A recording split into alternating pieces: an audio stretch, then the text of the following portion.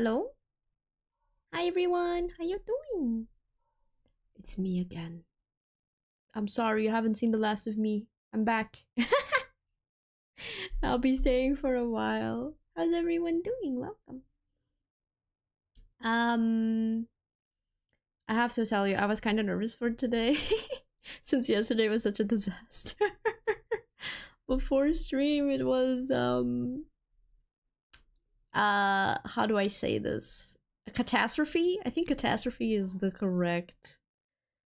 um the correct word for it, you know. Hippie duck. Hi. Um so what happened yesterday for the scuff and the reason why it took like 40 minutes for me to actually start was because Twitch desperately wanted me to have the two-factor authentication on, but it wasn't like warning me that it was off or anything. It was just giving me this error on OBS, and I was just scrambling around trying to figure out what the heck was going on and why it was not working and what the error meant. So yeah. Hi, sweet Sardin. How you doing? Welcome. So yeah, I was like really nervous today. I was thinking, what if the same crap happens? What am I gonna do? I had to switch my outputs and everything. I had to switch the whole plugins to even realize what was going on. And then I had to turn on two-factor authentication and everything. It was terrible. Hi Jennifer, how you doing? Good morning. Good morning. Good afternoon. Good night. I don't know where you are, but good day to you. How you guys doing? Yesterday I was so nervous. I've been like, how do I say this? I've been shivering in my boots for the last 2 weeks. Dreading the day. I was so nervous, but it actually went super well and I was super happy. You were all so sweet. And it came out really nice. I worked really hard for it. It was, yeah, I would say it was a success. Despite the scuff. Despite the scuff at the beginning, I was still like, I still see it as a success, you know? VTuber debut scuff curse is real, I swear. I don't know why! I don't know. It was so annoying. I can't. Why did it have to be the scuff on debut? Couldn't it have been on another day? It had to be on debut. Holy crap. I swear, you can never like prepare enough. I was there for hours, literal hours before debut, like making sure everything was correct, making sure all the plugins were nice and connected, you know, everything was working properly. And then boom. Isn't VTubing without scuff? I swear. Hi Marty, welcome. I swear it's not. It was so bad. I was incredibly angry. I was so mad. But it's fine. I fixed it. We managed. We chilling. We did the debut. It went well. It's okay, you know. If you don't have scuff, are you really a VTuber? I mean, I would like to be a VTuber without scuff, you know. Without scuff, please. But no, scuff will be coming after me. I'm afraid that's just how it is. Anyway, so for today, I was thinking either we chat a lot or we could do some art. I don't know. We'll see how it goes. God damn. We'll see how it goes. As you know, I am an artist. You haven't seen my art?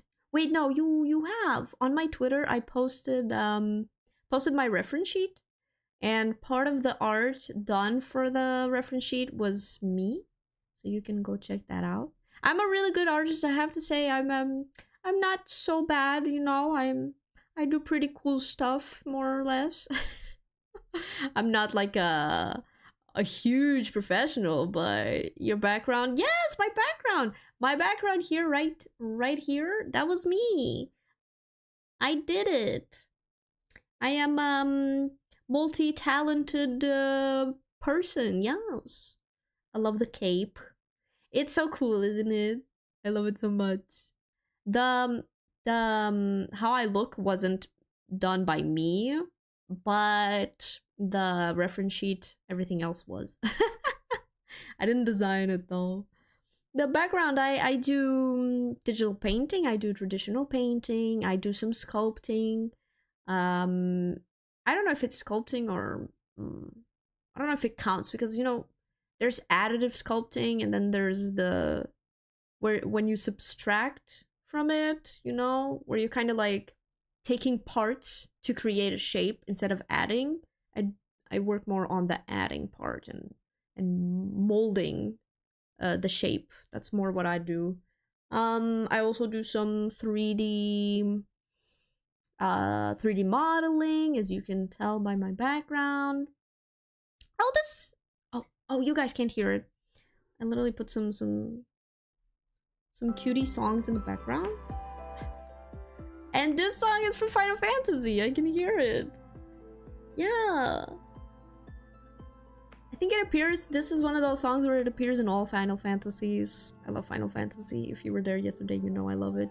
You know I love it!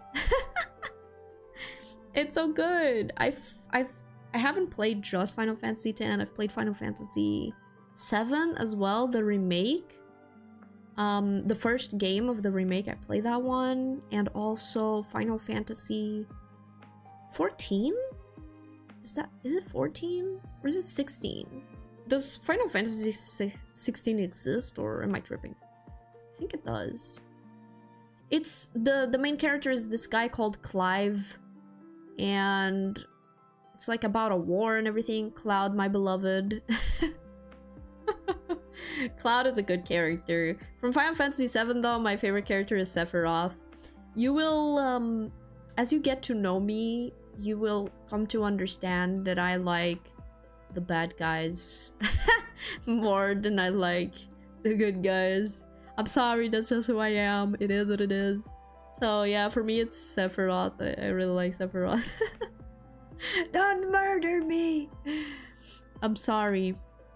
Well, I'm not sorry, because I will love them without being sorry, but I'm sorry if that offends you. Or something. But I understand. Cloud is he's a handsome boy. So from Bleach's Aizen, actually it's Gin Ichimaru. I know he's technically not a bad guy, but he behaves like one. It's not so much the bad guys, it's more like the sus guys, you know? Silver hair, I see. Yeah. From the moment I laid eyes on him, I knew it. I knew he was gonna be my favorite. I knew it. I knew it! So yeah, I haven't played many Final Fantasy. Only those 3. I didn't play any of the old ones. Like, the oldest one I ever played was Final Fantasy X. I've also played Final Fantasy X-2. It wasn't as good as 10, but it was entertaining, you know? I mean, after a banger like 10, it's kind of hard to do something with it, and they chose to go for a more like goofy story and style of telling the story. It was pretty goofy, and that's a bit jarring compared to the first one, you know? Final Fantasy X is goated! Yes, it is! Never played any Final Fantasy? Oh, you should. They are so good. You definitely should. Final Fantasy is such a good game. Especially, like, I can't tell about the others, but Final Fantasy X is really nice. Oh, I've also played the online one. Yeah, I've also played the online Final Fantasy. I didn't finish the free trial, if I'm not mistaken. I kind of, like, ran out of time. But it was good, too. I like it. I like it. I like Final Fantasy overall. They tell really interesting stories. I think it was 16. I don't know which one it is. It's like the latest one. I don't know if they released one after. But like the latest Final Fantasy, I think it's 16. Yeah, 14 is the one where it's just a bunch of guys, right?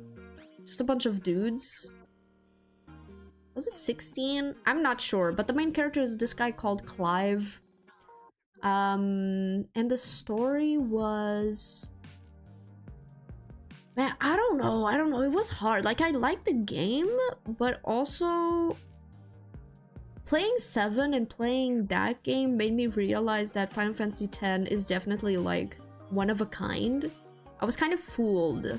I don't mean to say that Square Enix works badly or that they do, like, bad games at all. They do really good games. But since the first game I played was Final Fantasy X, I was kind of fooled. I thought all of the other games would be, like, equal quality, you know? As good as Final Fantasy X. And it turned out to not be the case. Not be the case at all. They're not bad, but they're not Final Fantasy X level of quality, you know? You know what I'm saying? That makes sense? Yeah. It's just, yeah, I mean, they're good. Especially Final Fantasy VII. I had such high hopes for Final Fantasy VII because everybody's always, like, talking about it. And... it's like the most popular one here in Japan is Final Fantasy X. Is the most popular. But like in the West, it's Final Fantasy 7 is the most popular one. FF9 only, but it was a long time ago. Next remake of 7. Yeah. Long time ago, huh? You need to replay it. Are they doing like a remake for all of the old ones? Or was it just for 7? I heard they were doing a replay for the... A remake for the Lightning one? Wait, was it the Lightning one? No. It was the one with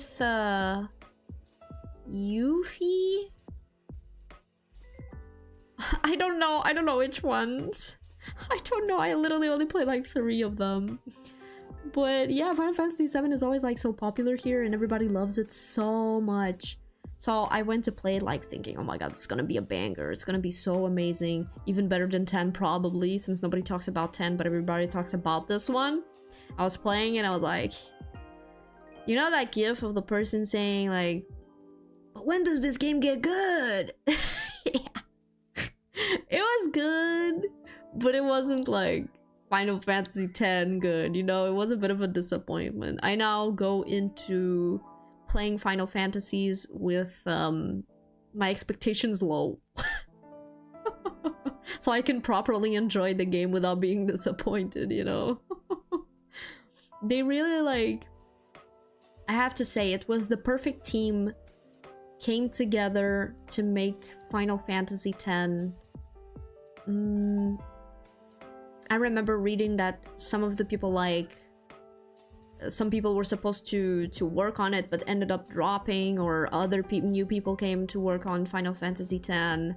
And there was a bunch of like stuff that the director wanted to do, and like the other guys were like, no, don't do it like this. And he followed their advice. Just overall tiny little decisions were made that came together to create a masterpiece, you know, masterpiece. Speaking of masterpieces, guys, tell me somebody has played Journey. Come on. Journey is such a good game. In terms of story, it's not better than Final Fantasy X. I have to say, like, in quality is not better, but it holds a special place in my heart.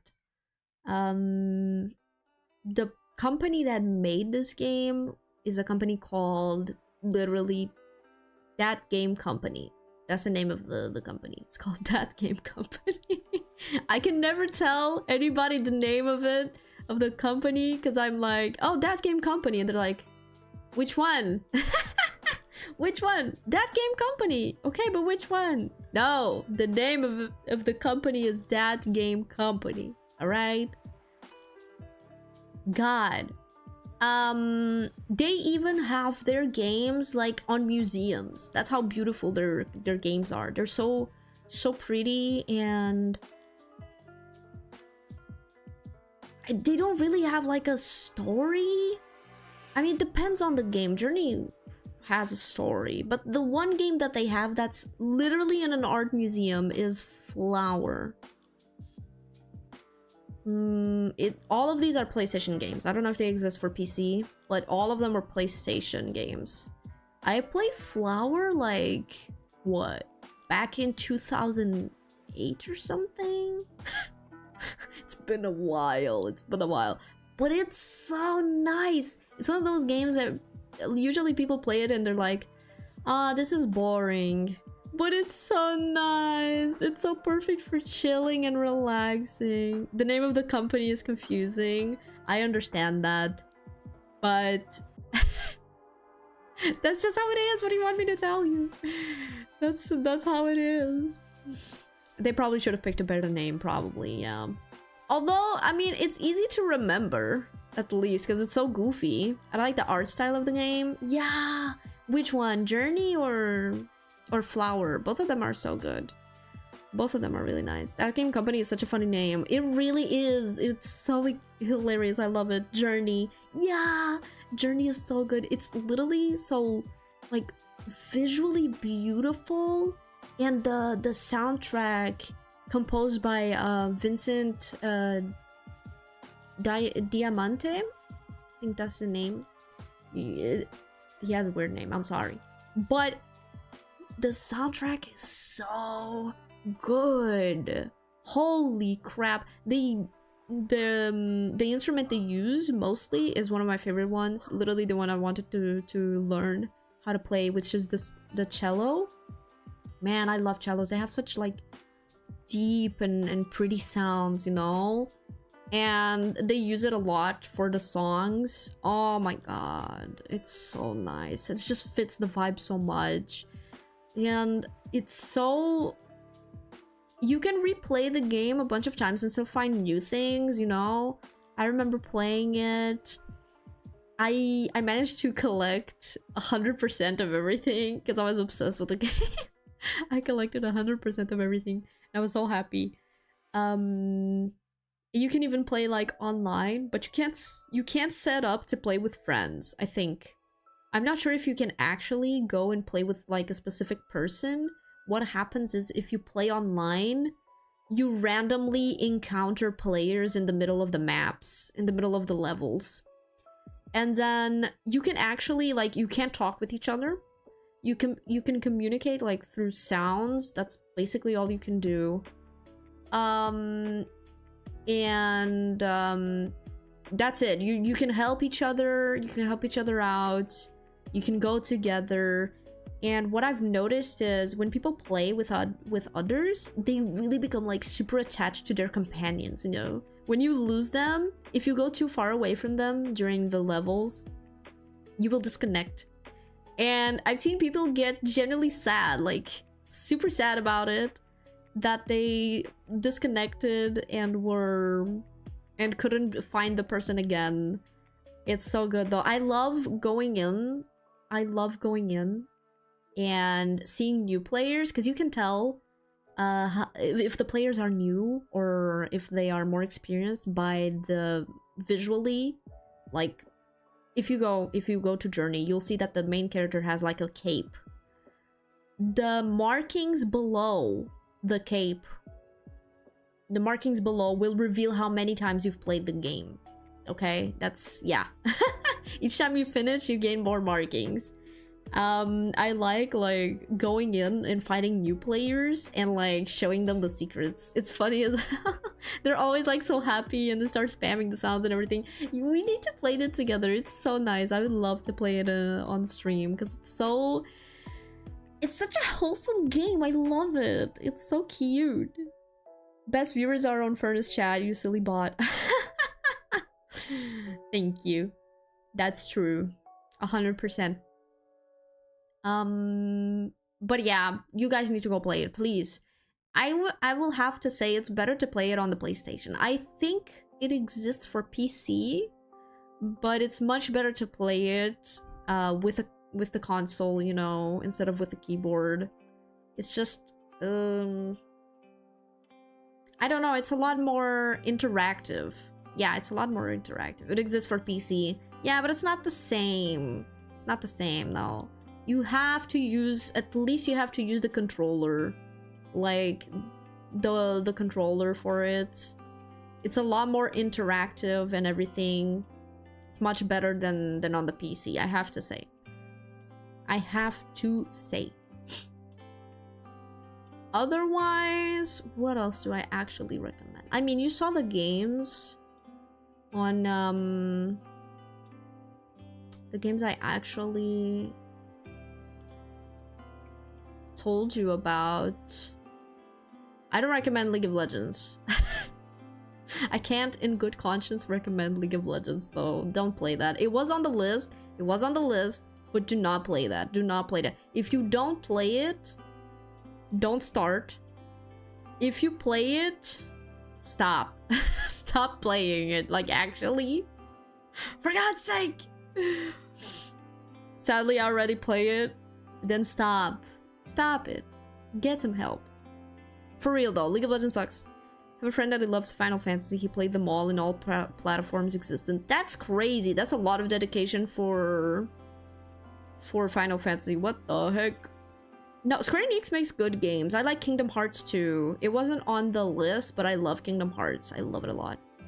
LOL is love-hate relationship for me. For me too! It's literally love-hate relationship. I love the concept of it. And it's very... You know, you can't stop playing it. Even the spin-offs? Even the spin-offs? Has like 300 platinum badges in PlayStation. God damn.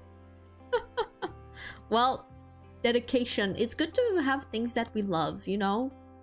And hyperfixations are good too. They bring you happiness and everything. Just be sure to not, you know, neglect other parts of your life. Dog. Just be sure to not actually neglect other parts of your holy dog of your life to focus on your hyperfixation. Don't do that. Don't do that. And the worst hyperfixation you can have is League of Legends. Don't hyperfixate on League of Legends. Don't do it. Don't do it. Never, never, ever. What is this song? I recognize this. Oh, it's so cute. I play or watch it when I want to rage a bit. ADHD calls. I have to tell you right now, I'm the kind of person that I don't know if it's undiagnosed ADHD. I don't know what it is. But I can't play or do the same thing for a long time. I can't like watch the same thing for a long time. I can't play. I usually go through like phases where I'm like, okay, I'm playing this game, I'm hyper fixated on this, I am obsessed, I am hella obsessed, and then a few months afterwards I have to switch it up. I feel this need to find something new, you know, and then again, and then I go back to it, I go out of it, I go back, go out. It's just how I work. It's just how I work. And what? Even if I haven't like finished the game or anything, looks different in everyone. Sometimes it's hyper focus, other times it's scatterbrain. I think I have a bit of both of those. Like when I'm really obsessed with something, it's literally playing in my brain all day and I will not rest until I am doing that. You know, whatever it is, or watching or drawing or somehow interacting with it. My brain will not rest and I will not feel like I am okay unless I'm doing the thing. But also I just go through these, like, I keep going through them. Sometimes I do this, sometimes I do that. Honestly, sometimes it depends on the day, sometimes it depends on the month. I don't know. I don't know. What matters is the only game that has managed to stay strong for me is definitely League of Legends. I don't know what it's about League of Legends. I've already given it some thought. I compared it to other games and why I dropped other games or why I take pauses from other games, but this one, no. I've thought about it, and it's probably because League of Legends really stimulates my brain in a very efficient way, where there's so many things. I have trouble with task switching. Oh, yeah, I'm the other way around. I have trouble with staying in the same task for too long. I'm in farming's game phase right now. Stardew Valley. I have like 50 years. One save. I never finish it. Yeah, that's the thing. Like, goddamn. It can literally stay there forever. I don't know. It's the I don't know. It's League of Legends is you have to focus on so many things all at once. You have to focus on farming. You have to focus on not getting hit by enemies. You have to focus on poking your enemies. You have to focus on map awareness, on putting wards, staying attentive to the wave and to where the enemy jungler is, where your jungler is. Especially if you play bot lane, like I play bot lane, I have to like really stay sharp, like what is my support doing, what is the other ADC doing, what is the other support doing, what is everybody doing, where are my minions, you know, am I too close to their side of the map, am I too far, do I have enough damage, you know. And then you have to focus on all of this, plus the itemization, plus the runes, plus activating your abilities. Each game is different because each champion is different, each ability is different, you know. Especially with champions like Aphelios, where the combos change up so much during the game, and it really stimulates my brain a lot because I have to do all these things and I don't have time to just stop and think. And I think that's why, because it keeps my brain so engaged and busy, that I just never got bored with it, you know. I have taken like breaks from it, but it was never because I don't want to play this anymore. It was never because like I'm bored with this. It was rather like, this is not doing me any good right now. I need to take a break and distance myself from this, you know, so I can come to enjoy it again. That's like the only times I take a break from it. The only games I can play for hours straight are Pokemon games. I've never played a single Pokemon games. I hear a lot of people like talking good stuff about them, but I've never even tried one. I mean, I guess I tried the one, that one where you play it on your phone and you go around finding Pokemon on the map, like IRL, kinda IRL. What's the name of it? It's Pokemon Go. I think that's the name. Yeah, Pokemon Go. By coincidence, playing Pokemon music in the background. Hey, what a coincidence. But yeah, I think it's. Wait, I lost my train of thought. What was I talking about before Pokemon? Oh yeah, League of Legends. So yeah, I think that's one of the reasons why I've never actually like dropped it, you know. Because it's really stimulating. Unfortunately, I would like to find like games like this that are as stimulating as this, but not toxic. Pokemon Legends Arceus? Arceus, is that how you say that? Probably my fave. It's so different from all the normal Pokemon games.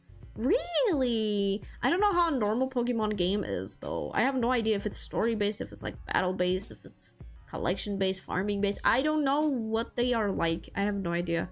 I was never like a big Pokemon enjoyer. I mostly liked Digimon. So yeah. You said it correctly. Awesome, awesome.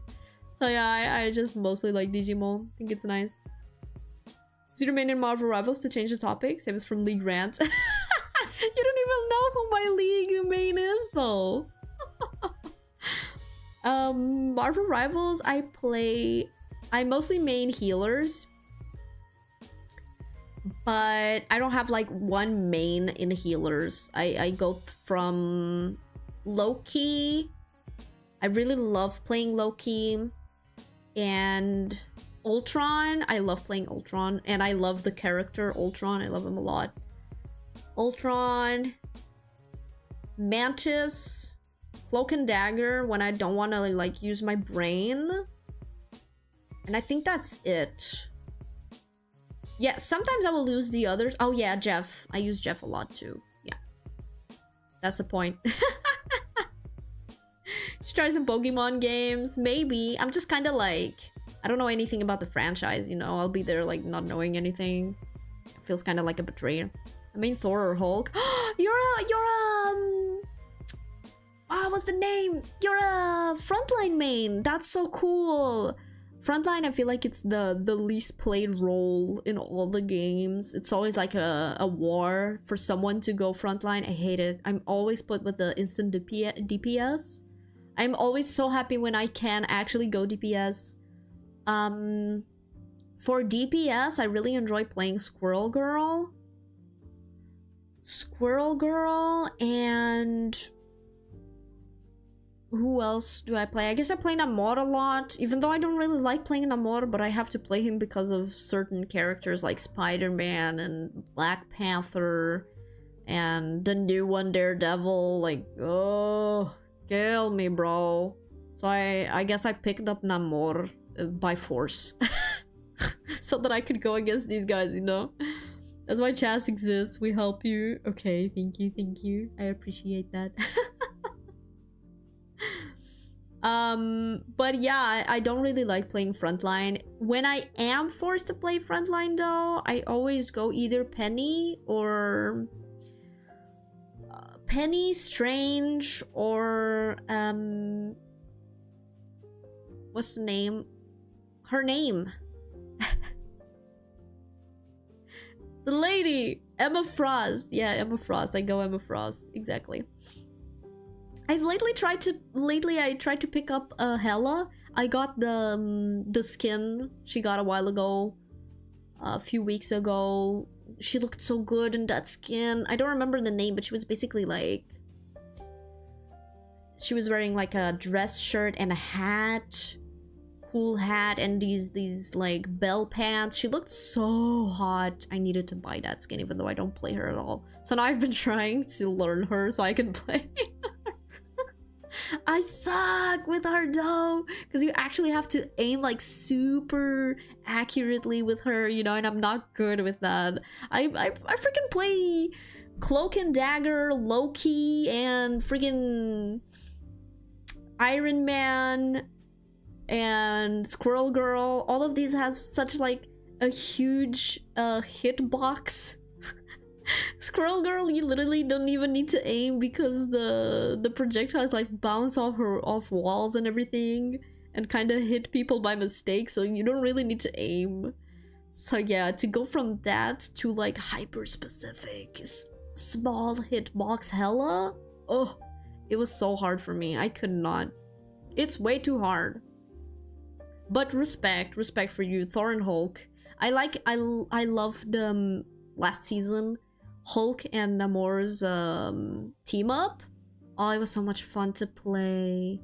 I loved it so much. I'm so sad they removed that. I miss it so much, bruh.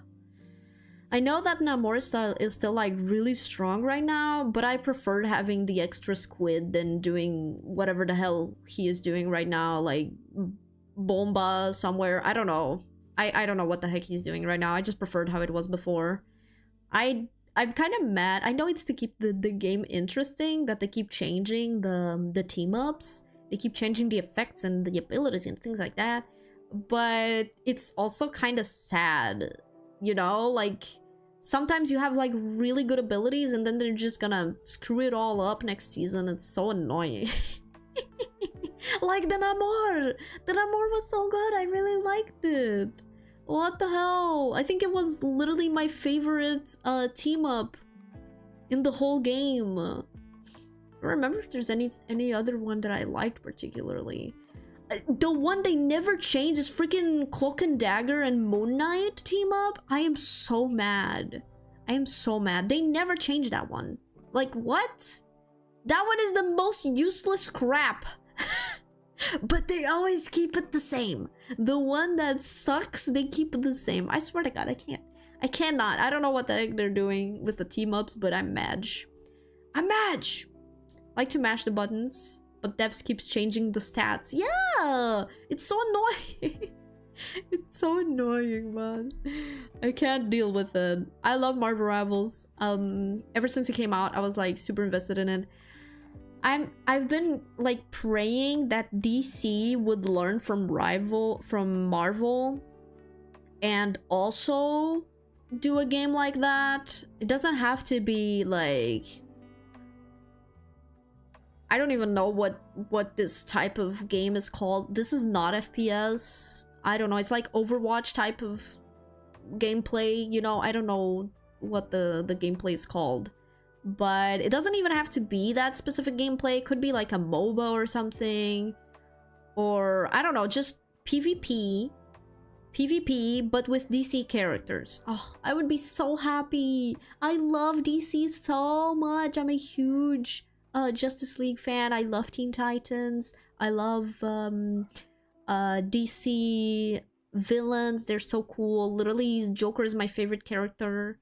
I would play the crap out of him. You know, like, oh, I would be so happy if they did that. I was so sad it was Marvel Rivals instead of DC Rivals. Like, don't get me wrong, I like Marvel. Specifically X-Men. I'm a big X-Men fan. I watched all the movies more than once. I even own some of the Wolverine comics. I really like Marvel, but DC just hits different. It hits different, you know? It's so good. I don't know if you read comics or anything. I personally like reading. I've read the whole Batman New 52. I think it's New 52. Scott Snyder worked a lot on it. And it was so good. I hadn't read such good comics in a long time. It's so nice. Truly. And I feel like Marvel is really good. And honestly, it's gonna depend on the author, you know? I don't know. I haven't read as much Marvel.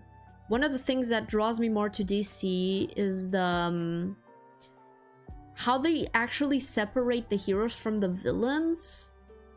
Like, you never see this problem in Marvel where the heroes are like, if we kill people, we're gonna be the same as the villains, you know? We're gonna be criminals. So they don't. And it's like a huge thing. It's a really huge thing, you know? DC even has like an alternative universe where Justice League decided to actually start murdering criminals instead of like disabling them or putting them in prison or whatever. And it's like this horrible dystopia thing. You know, they became like freaking dictators. Like, it sucks. Hi, Ferna Ray. Hi, Aru. How you doing? I love new Superman movie. It was nice. It was nice. I'm not a huge Superman fan. Me saying DC is so much better. Also me, Superman's kind of meh. No. Don't get me wrong. Like, Superman is nice. It was nice. But, your voice is cute. Thank you. I appreciate you. Thank you. Don't get me wrong. Like, Superman is cool. Obviously, he's like the hero, you know.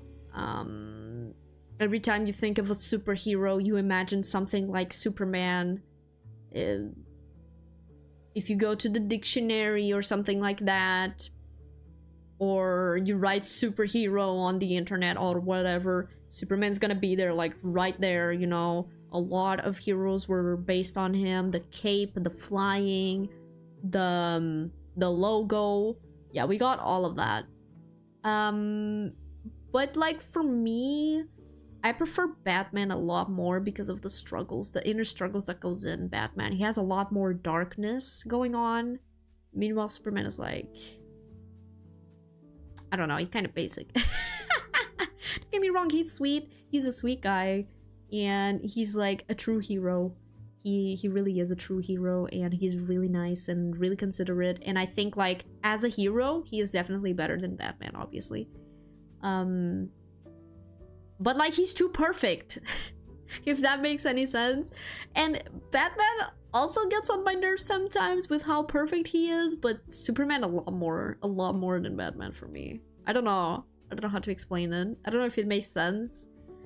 But heroes like Batman and Flash and Hawkgirl are a lot more interesting to me because they have like a lot more struggle going on, you know?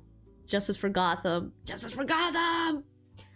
They have a lot more struggles going on. They are a lot more human in a way, if that makes any sense. But Superman is an alien. Yes, I know he's an alien. And that doesn't mean he doesn't act like a human, but he is a lot closer. Humans are a lot closer to Batman than to Superman, you know, because Superman is a lot more perfect than humans are, I have to say. And just overall, like, Batman villains are more interesting than the others, in my humble opinion, I feel like.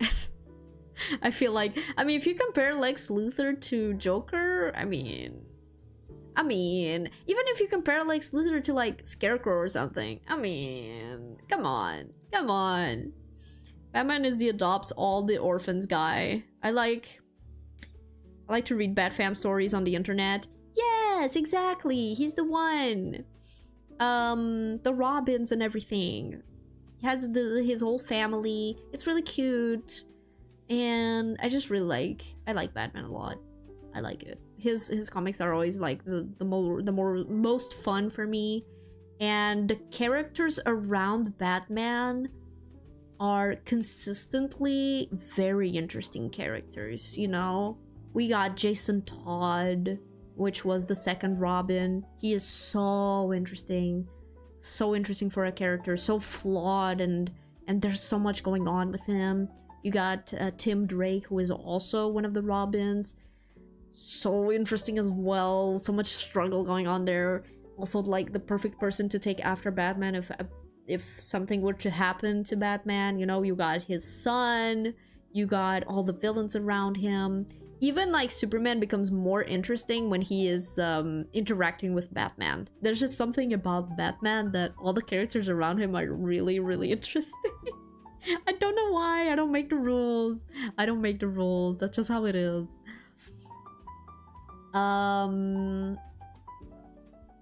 But yeah. Anyways, Marvel Rivals. I wish DC Rivals would come out, you know. I wish they would, like, learn with Marvel. The problem that DC has, I think, because they have so much potential and they have a lot of fans, the problem with them is that they keep resetting their movies, like the universe on their movies. They keep resetting for some reason. I don't know why.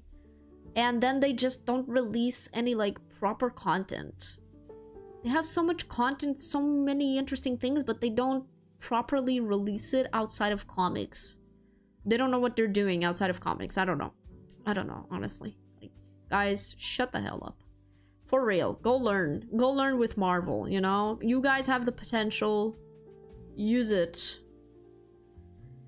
Remember when watching the last Joker movie and disliking it a lot? The last Joker movie. Which one was it? Is it the one with Joaquin Phoenix? Like the second one or the first one? Which one are you talking about? Batman is like the humanity glue that keeps the DC together. Yeah. And he's so awesome. I love Batman. The one that was basically a musical. So it was the second one. That was with Lady Gaga, I think. Right? I was excited to watch it. But then apparently there's some trigger warnings there.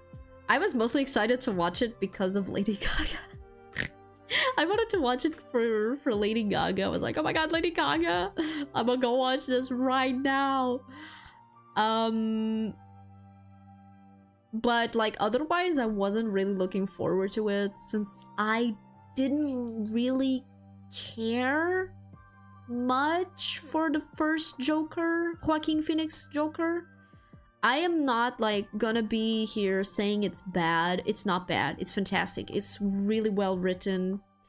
It's very interesting. It touched a lot of subjects. It put the Joker on a different perspective. But Joaquin Phoenix was amazing. Such a good actor. He did such a good job on the movie. He was fantastic. But I personally, it wasn't one of my favorite Joker representations. If you read comics, the movies, have you noticed that in the movies, they always like rehatch Joker to be something else? Like Batman is always the same. You just have Batman at like, okay, this is him when he is more at ease,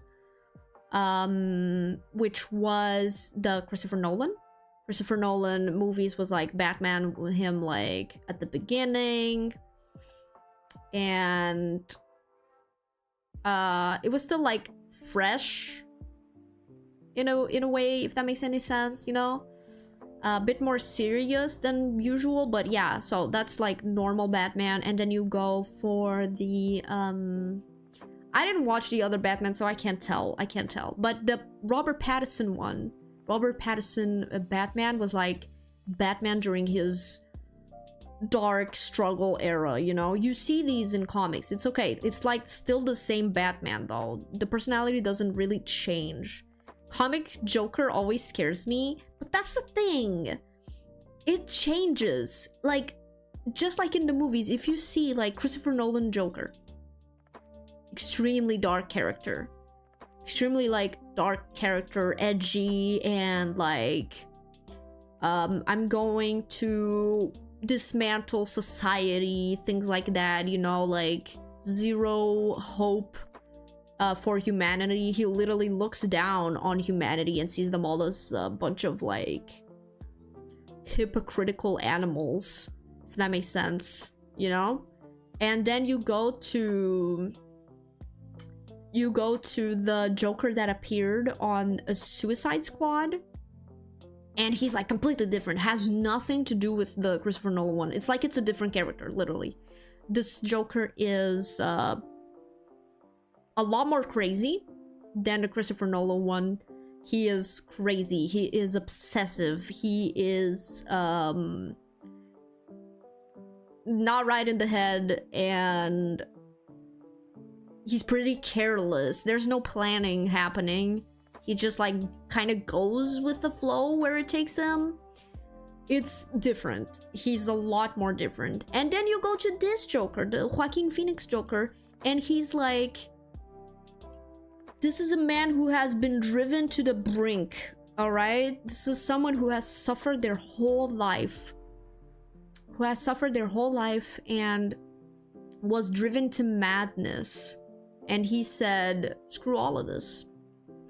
You know, he literally said, I don't care anymore.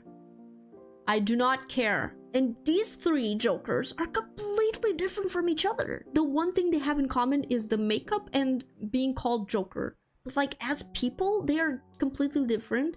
And I like that they did that, because in the comics, it's the same. It's the same thing. Each person changes Joker. Each author changes Joker, and he becomes like a different character. You have so many different types of Jokers on the comics, and I thought that them doing that in the movies was really nice, you know, because he really is chaotic.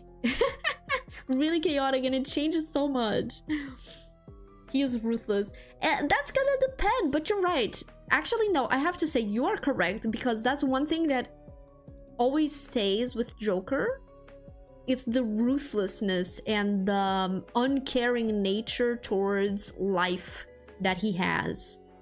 And I feel like that's definitely worse in the comics than it was in the movies. Yeah, I feel like it. I think DC still don't know what they want to do with him. Oh, no, I'm telling you, this was right. This was the correct thing that they should have done, because that's exactly how it is in in the comics. The fans even have this theory where it's like the three Jokers. There's three different Jokers, and depending on the comic, it's either like it's one of them, you know, because of how different they are from each other. And each of them like falls into one of the three Joker personalities. So yeah, like literally they believe there's like, it's a fan theory, there's like three Jokers, and Batman on each comic fights like one of them. It's different. I hated that story. The three Jokers, I thought it's such a funny like how do I say this? I didn't like it either, because I like to think that this is just how Joker is. He's a lot like this. He's chaos incarnate, you know? But like, it's funny that they would do something like that. The multiverse hopping Joker theory. Oh, it's so funny. It's so funny. My favorite Joker is from the comics. It was Joker. Scott Snyder's Joker. Exactly. Scott Snyder's Joker is my favorite one. I really like how he wrote Joker and Batman in the New 52, because the way he wrote it was Batman created Joker and Joker created Batman. They created each other and they exist as polar opposites, and they will always be each other's quote-unquote best friend and worst enemy.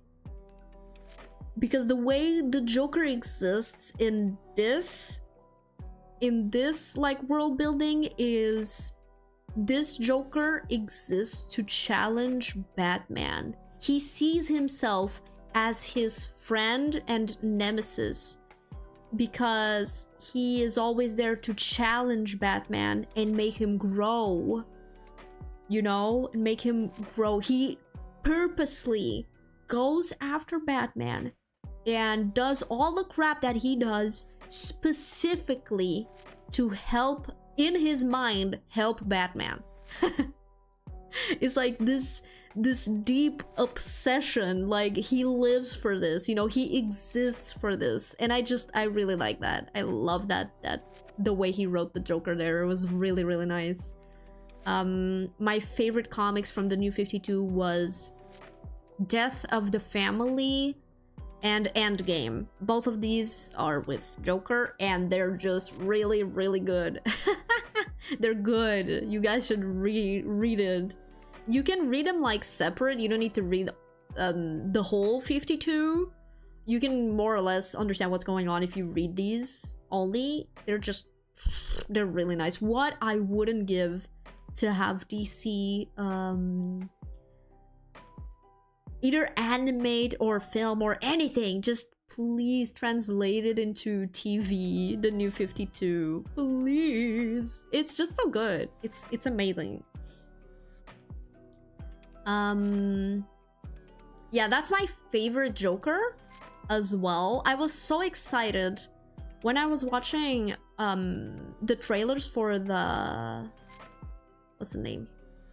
I just mentioned it before, for Suicide Squad. When I was watching the trailers for Suicide Squad, I thought, oh my god, this is it. This is the Joker. This is my Joker. This is my favorite Joker. And then it's like, I mean, it's not bad. I liked the Joker there, but like we barely had him. They put so much like spotlight on him on the trailers, and then like whatever. Did you see Absolute Joker? That thing is nightmare fuel. You know, it's funny you should mention that. It's funny you should mention that, because I literally just saw like yesterday on Twitter Absolute Batman mentioned, and I was like, what is this? Is this a new comic? What is this? And now you're telling me about Absolute Joker? Did you read my mind? What's going on, Dan? Did you read my mind, huh? Cause I swear to God, let me search. Absolute Joker. I've never heard of this before. Is this like new? Absolute Joker. Yup. Oh, it's new. Absolute Batman's Joker. What the heck am I seeing? Wait, what is this? Wait a minute.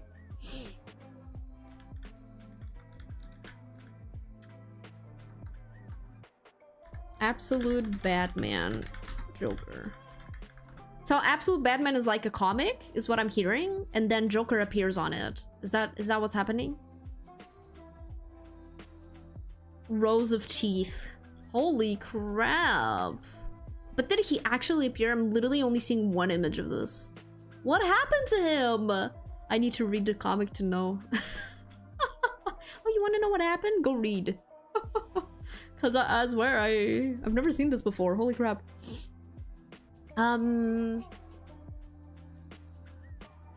Yeah, no. No, probably I've never seen this. I don't know if it's new. I gotta go check it. Absolute Batman is an alternative universe? Ooh, I gotta go read that. I gotta go read it. Who wrote it? Who wrote this? Was it Scott Snyder? Oh my god, please. I gotta check what Scott Snyder has been up to. He always writes my favorite Batman. Absolute Batman. Absolute Batman is a superhero comic book series published by DC. Oh, it was on 2024? I have never seen this before.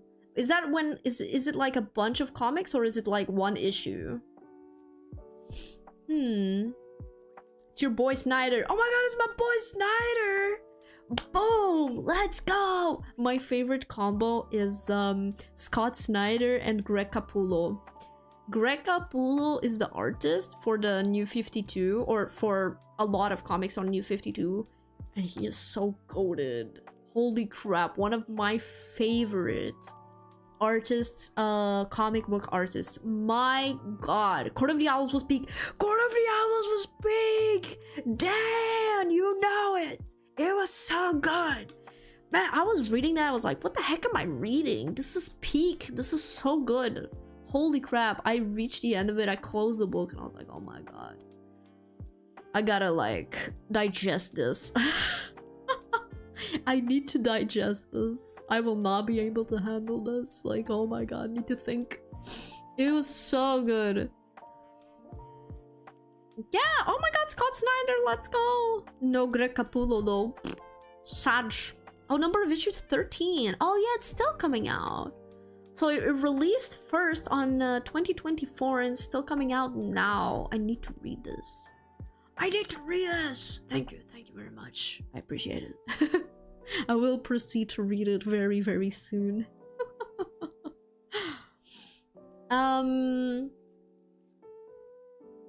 But yeah, I just really love DC. I'm sorry, I will stop talking. I just love DC a lot. I will never shut up about it.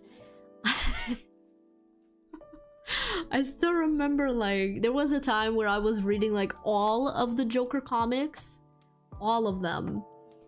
I was making it like a point to go look for them to make sure I saw each and every one of them, and I read one that was, it was so goofy, and I kind of missed that type of Joker. Before Christopher Nolan's Joker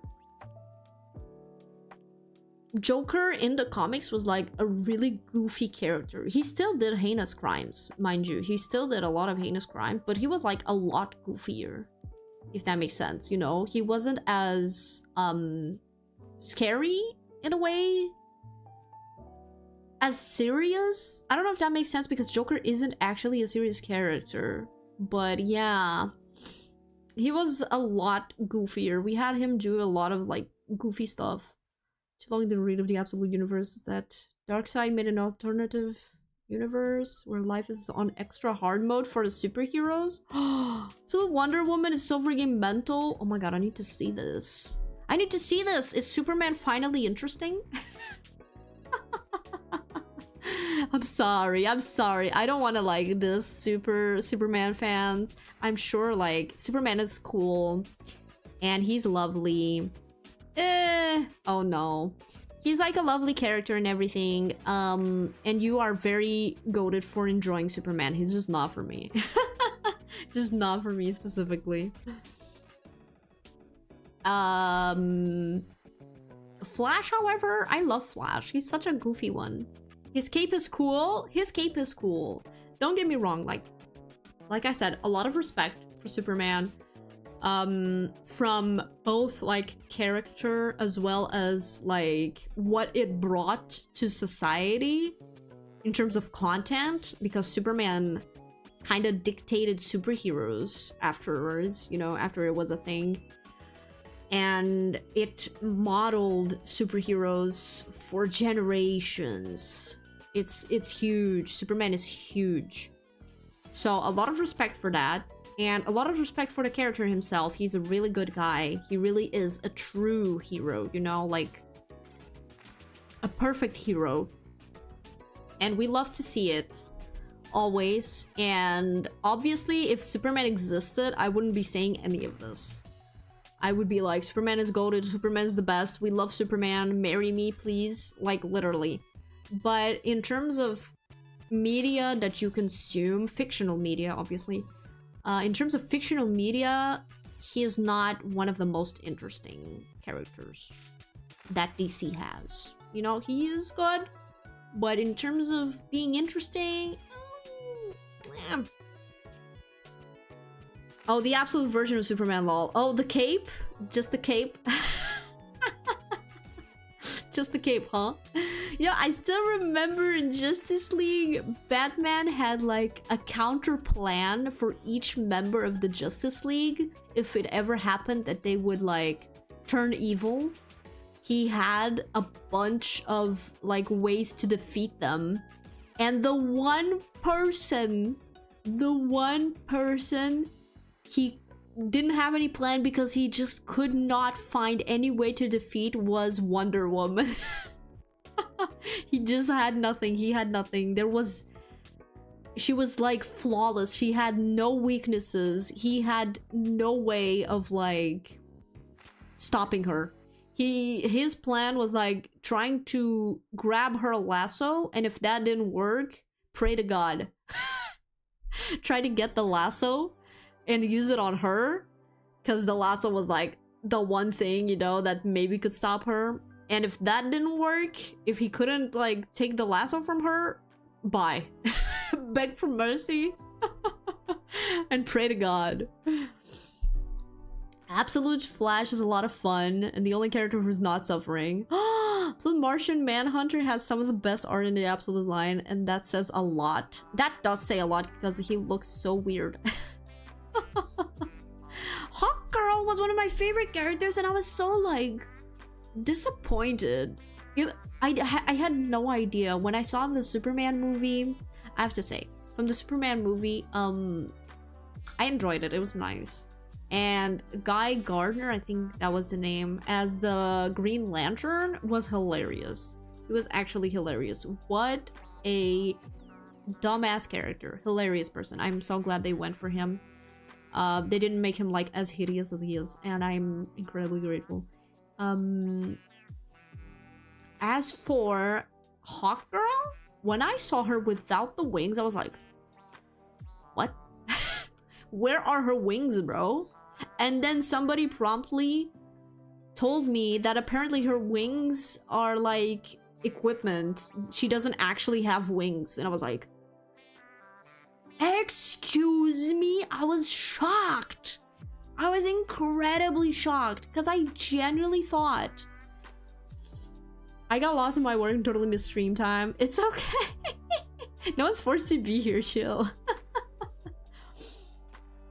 Sorry, Miss Ferna. It's okay. Yeah, what? See?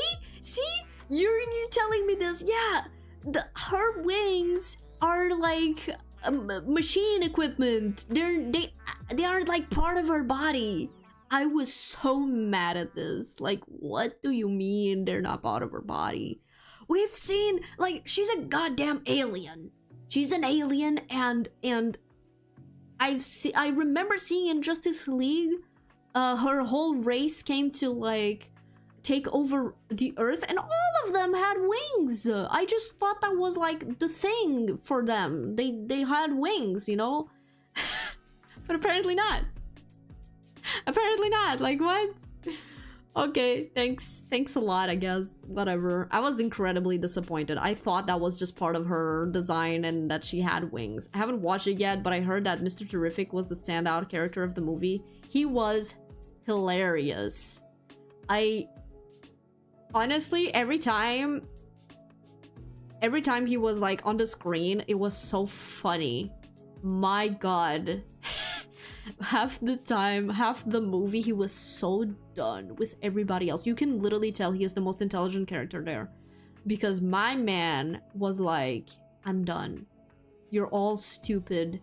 I am so done. I don't want to hear another word from anybody. Literally anybody. My favorite quote from Mr. Terrific on the movie was, "You brought that goddamn dog, man!" I swear to God, I love him so much. He was hilarious. It was so good. I didn't even know like Mr. Terrific. I don't think I had ever seen him anywhere. He doesn't really appear a lot in Batman comics, so I hadn't really seen him. I had heard of him, and I think I had seen him slightly. Wait, no, I saw him represented once on a Batman movie. No, not movie. Comic.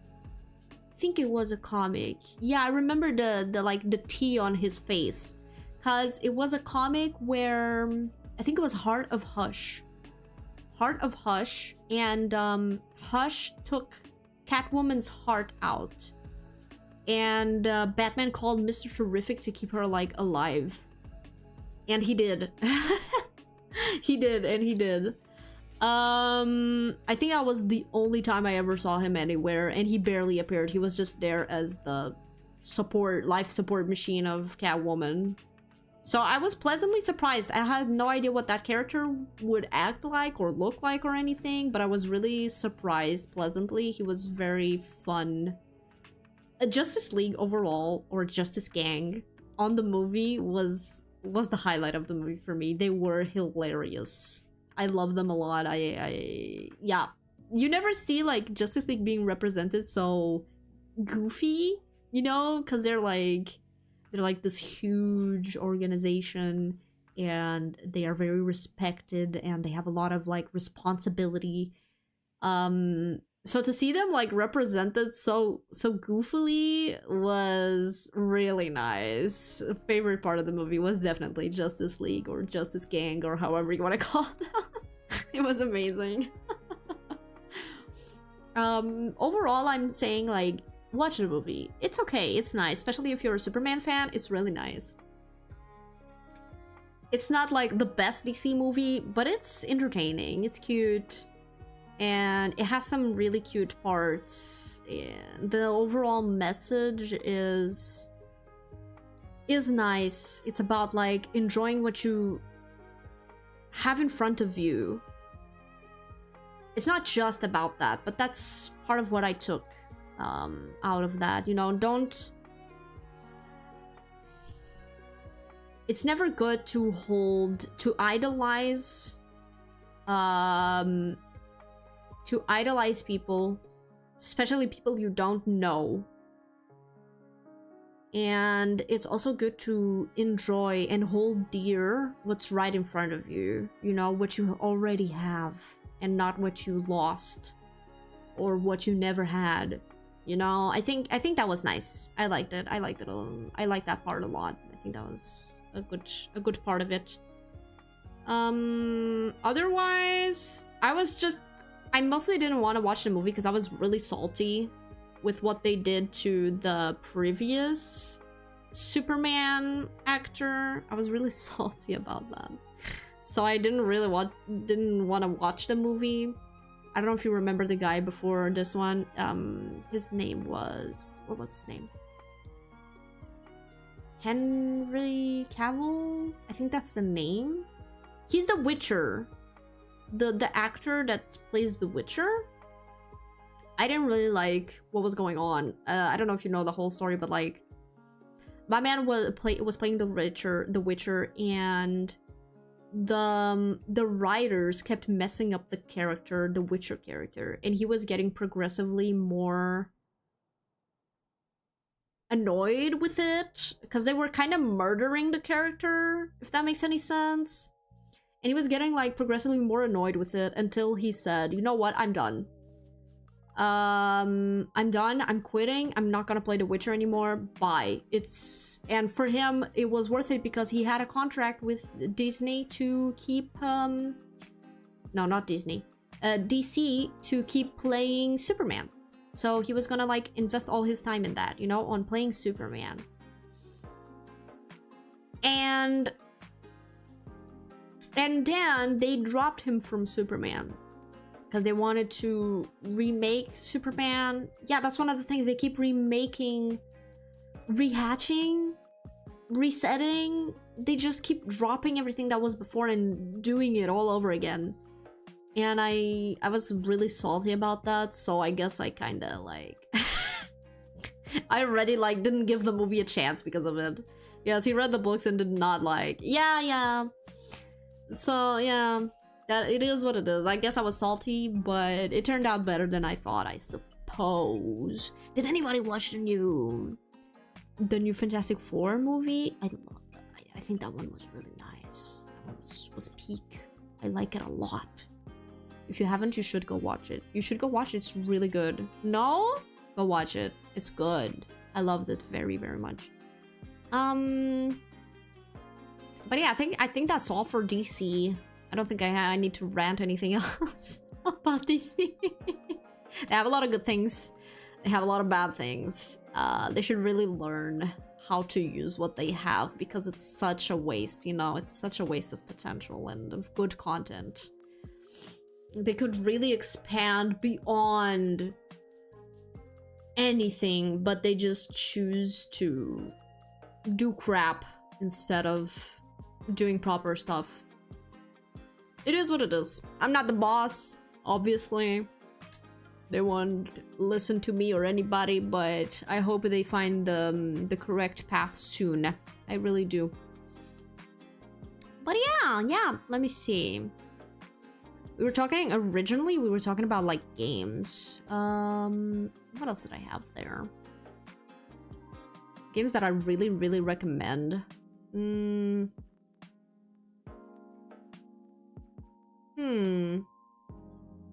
I don't know, Death Stranding. I would like to recommend Death Stranding, but at the same time, I can't in good conscience recommend Death Stranding. Because it's a good game, and Kojima is, I don't know what he's smoking, but he's doing some good stuff. Kojima is really good, and he's really, really doing some good stuff on his games. Very interesting. I haven't played Death Stranding 2, unfortunately, but I will. I'm gonna wait for it to go on sale. I'm poor! I am poor! Look at my couch, dog! I'm poor! But like, one of the things that a lot of people complain about Death Stranding is that it's the mailman simulator and people find it boring. This is not a fighting game. It's not a fighting game. Kojima likes to turn like stories into games, you know? He's not actually like, here's the gameplay. I'm not saying he's sloppy with the gameplay at all. He's not. Everything is thought out and it's exactly like he wanted it to be. But the main focus of his games is not the gameplay, but the stories. Kojima is an artist. Exactly. Exactly. He is an artist, and his media is games. He that's the media he works in. And at least Death Stranding, I don't know about the other games, but Death Stranding is heavily story focused. Heavily story focused. So the gameplay isn't like, whoa, this gameplay is insane, you know? It's not like interesting for gamers. I like it. Personally, I like it a lot.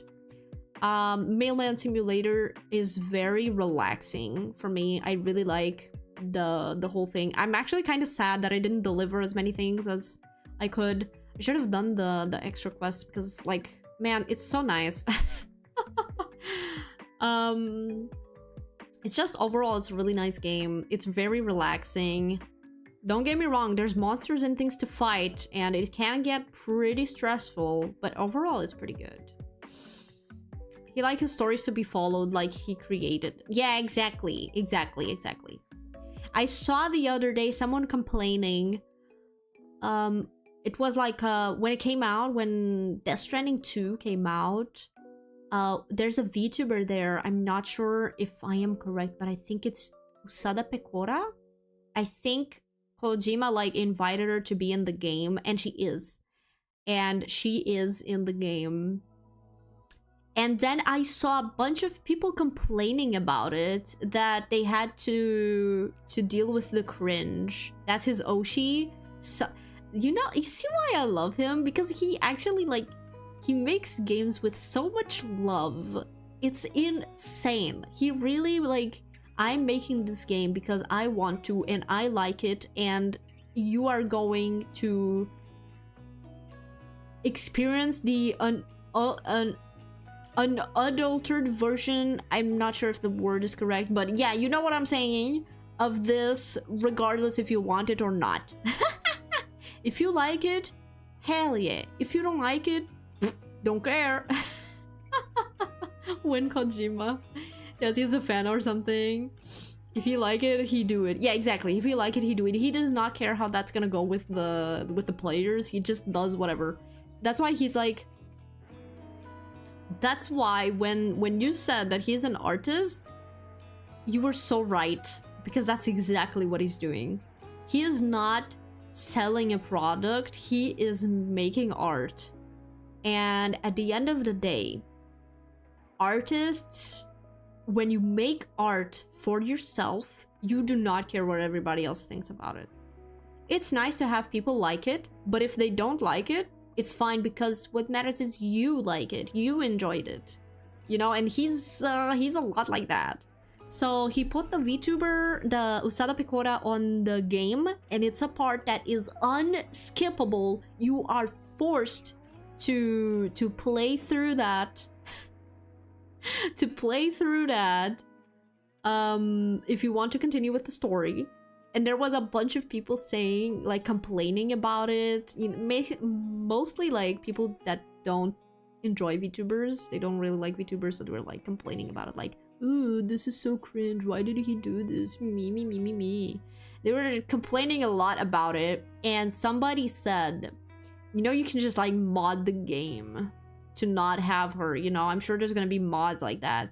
And everybody responded like, if you think Kojima is gonna let you do that, I'm pretty sure he put like some sort of anti-modding part on that specific part. Like, if you do that, the game crashes and you can never play it again.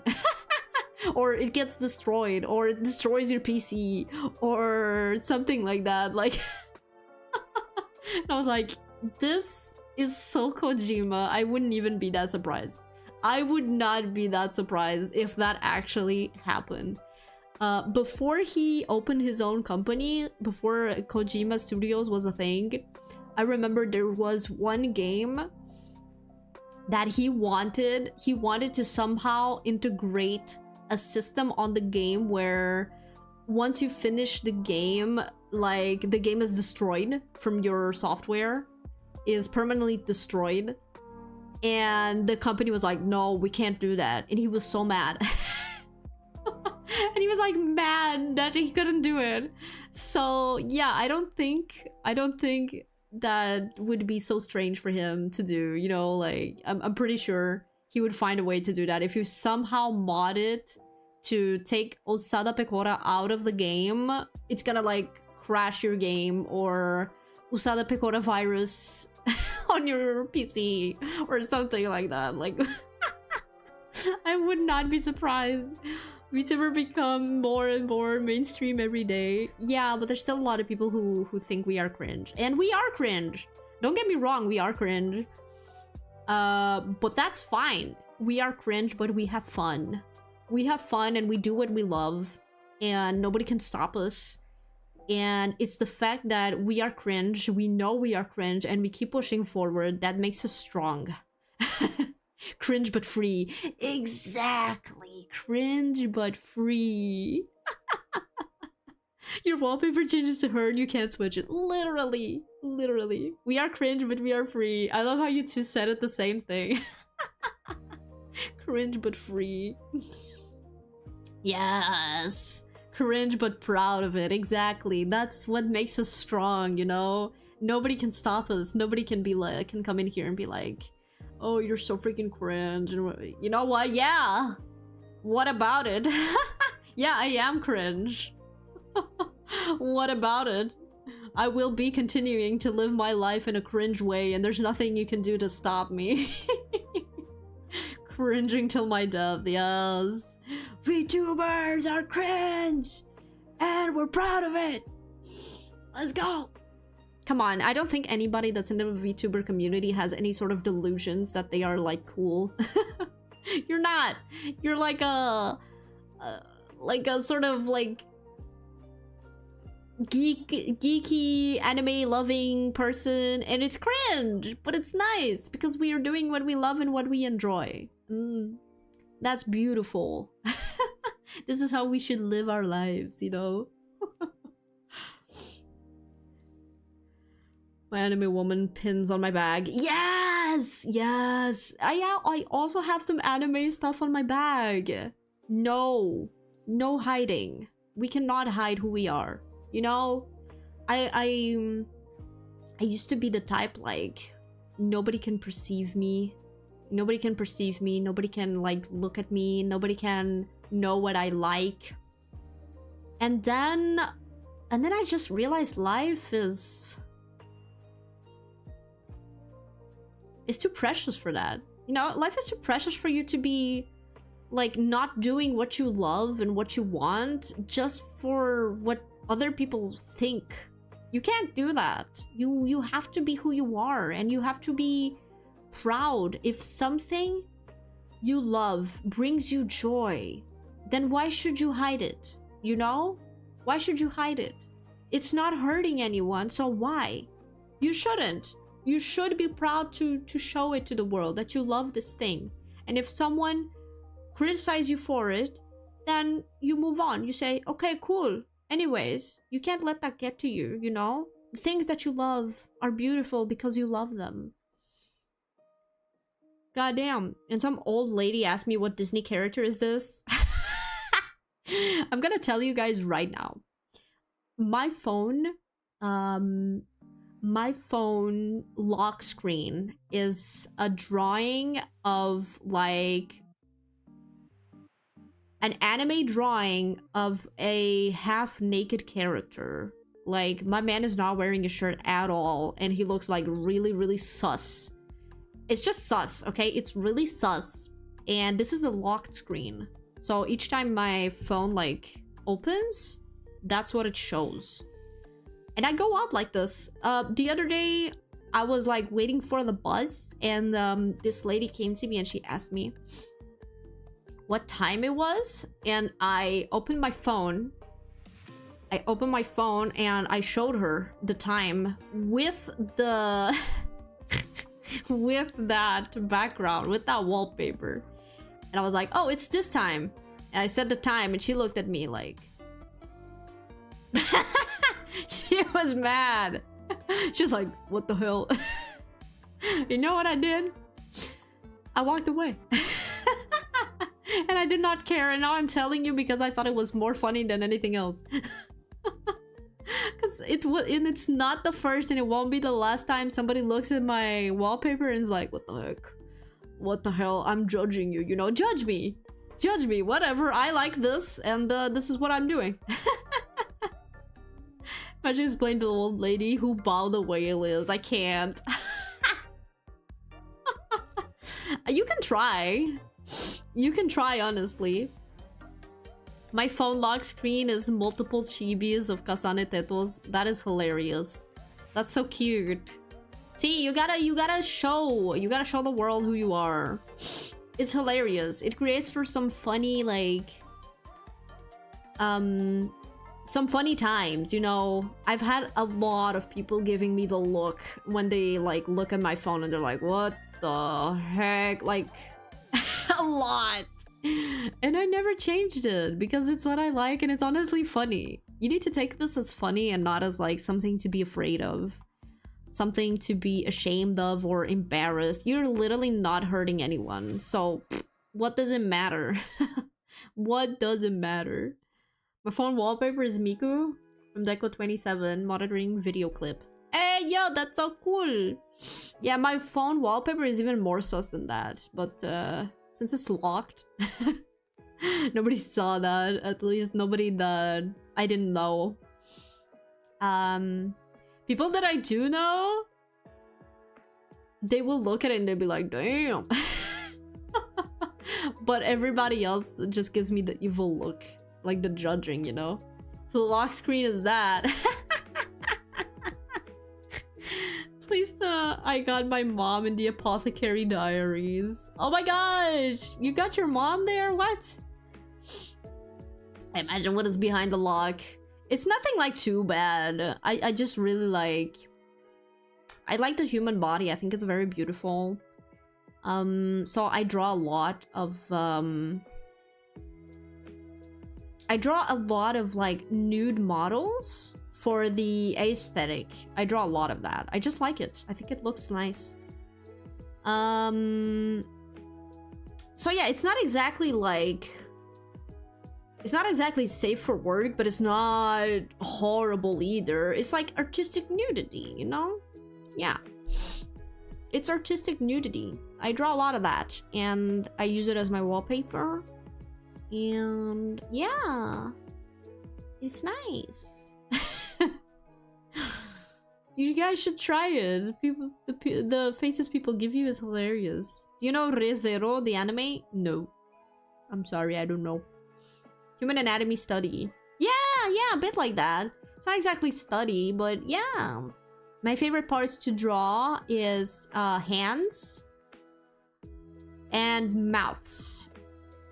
Like, the whole body itself is like a big like part that I like drawing. I just love the whole body, but like my favorite parts is definitely hands and the mouth. I love drawing it and giving it lots of details and everything. You'll never know what is my second monitor wallpaper? Yeah, I ain't got no clue what that is. Re:Zero? Wait, is that? Oh, no. That anime was Darling in the Franxx, I think. The one I was thinking about. Yeah.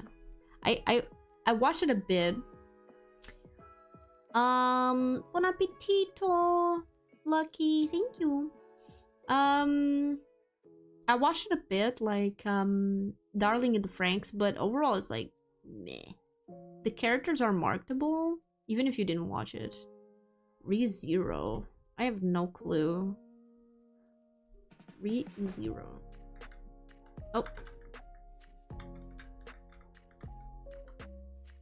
If you search it, you'll know. Oh, this is that. I started watching this. And I watched like one episode and I was done. It's that anime with the twins. Isekai. Yeah. I find isekais to be really boring. It's always like the same crap. It's always the same crap where like you have these unique pretty girls falling in love with the most basic looking ass dude. And it's like, what sense does this make? Like, if you do like one or two animes about that, okay. But every isekai is about that, bruh.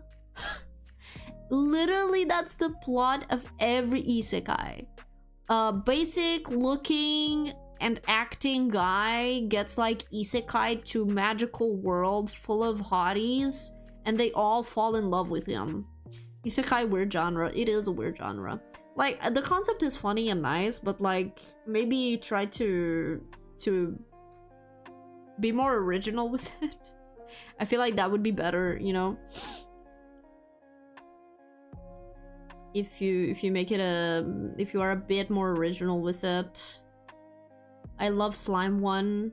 I don't know. I have no idea. I don't watch isekais. I don't really watch isekais. The one isekai I watched was Inuyasha, but that was so long ago. I don't remember half of it. Holy crap. That was like the only isekai I watched. I started with that mindset and I really liked it. So, well, yeah, I watched the first episode and then I was like, no thanks. I'm good. I think I'm good, you know? I've started watching a lot of anime that I never finished, like this one and... Which one? I know some people are like, well, once I've started, I have to finish the anime. I'm not like that. If I don't like it, I will stop. Inuyasha was good. Inuyasha was pretty good. I don't remember like half of it though. What was it? Devilman Crybaby as well. I never finished watching that one. Bet you like Seishomaru? Yeah. Yeah, I like Seishomaru. Wait. Is that his name? Seishomaru? Seishomaru. I think that is. Seishomaru. Yeah. Seishomaru is a cutie. I like him. He's very handsome. I can tell you right now, my favorite animes and my favorite characters of the animes, and you will start to understand my taste a little bit better. Just a little bit better. Let me see. I need to go to the list though. My memory sucks. I'm sorry guys. You don't know this, but my memory is so bad. It sucks. Okay, so. Oh shoot. There we go. So Hunter x Hunter, my favorite character is Hisoka. Full Metal Alchemist, my favorite character is Envy. Death Note, okay, Death Note is a bit different, but Death Note, my favorite character is L. My Hero Academia, my favorite character is Shigaraki Tomura. Bleach is Gin Ichimaru. Yes, it will be a good stream to rank anime boys idea. Yes! Oh my god, I gotta make like a huge ass list with my favorite characters from all of the... and then rank them. But how can I rank them if they are my favorite ones? Please. They are my favorite ones, come on. Naruto, I have a bunch. I have a bunch of favorites and you're gonna be like, what the heck? So I really love Itachi and Deidara, and I just love Akatsuki in general. Kakuzo, I love Kakuzo so much. You don't understand. And Kakashi as well, and Rock Lee. I don't know, they just have a lot of like enjoyable characters. They're really nice. These are my favorites. Plus. That's literally gonna be everybody there. I can't rank my favorites. Like, what? They're already my favorites, you know? Psychopath, it's Makishima. Jujutsu Kaisen is Nanami, though. She's not like the bad guy. And I actually didn't like the bad guy there. None of them. I thought it was so funny. Is anybody here, like...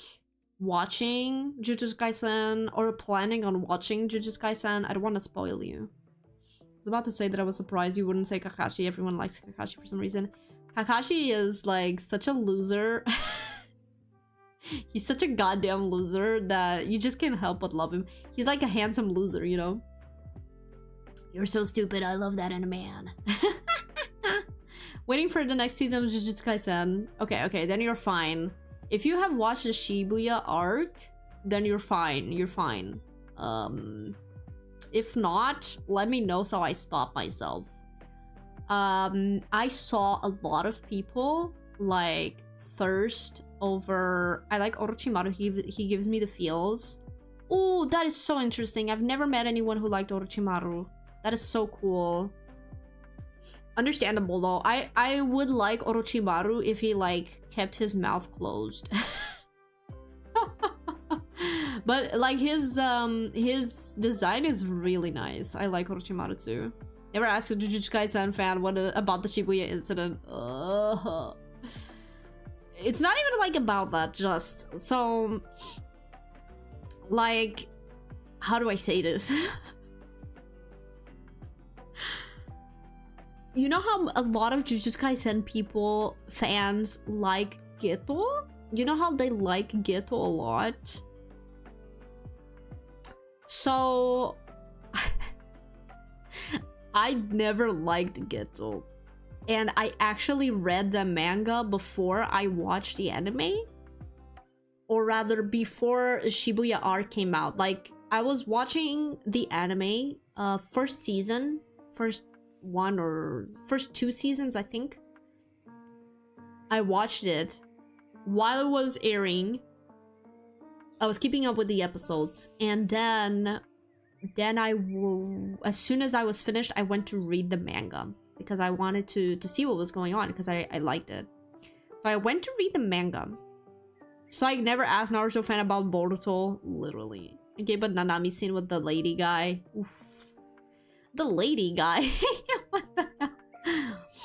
Anyways, we're not talking about Nanami. We're talking about Geto. And I read the manga and I was like, oh my god. All the Geto fangirls are gonna get so mad. They're gonna be so mad. Oh my god. And yeah, I was right. I was truly right. I don't know if you saw, obviously if you saw the Shibuya arc, you know that Geto is not the person that we thought he was. And that pissed off a lot of people, especially those who have been thirsting for him for a while. And I thought that was hilarious because I actually didn't like Geto all that much. And seeing that, I thought it was extremely funny. That he would like slap.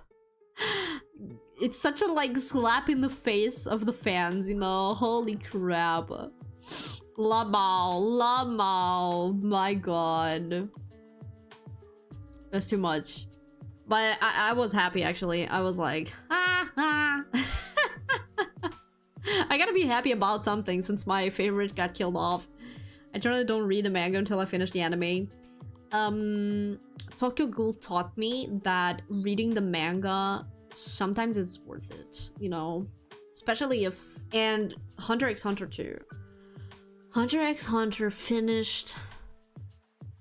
The anime stopped in 2018. And I'm still here, bruh.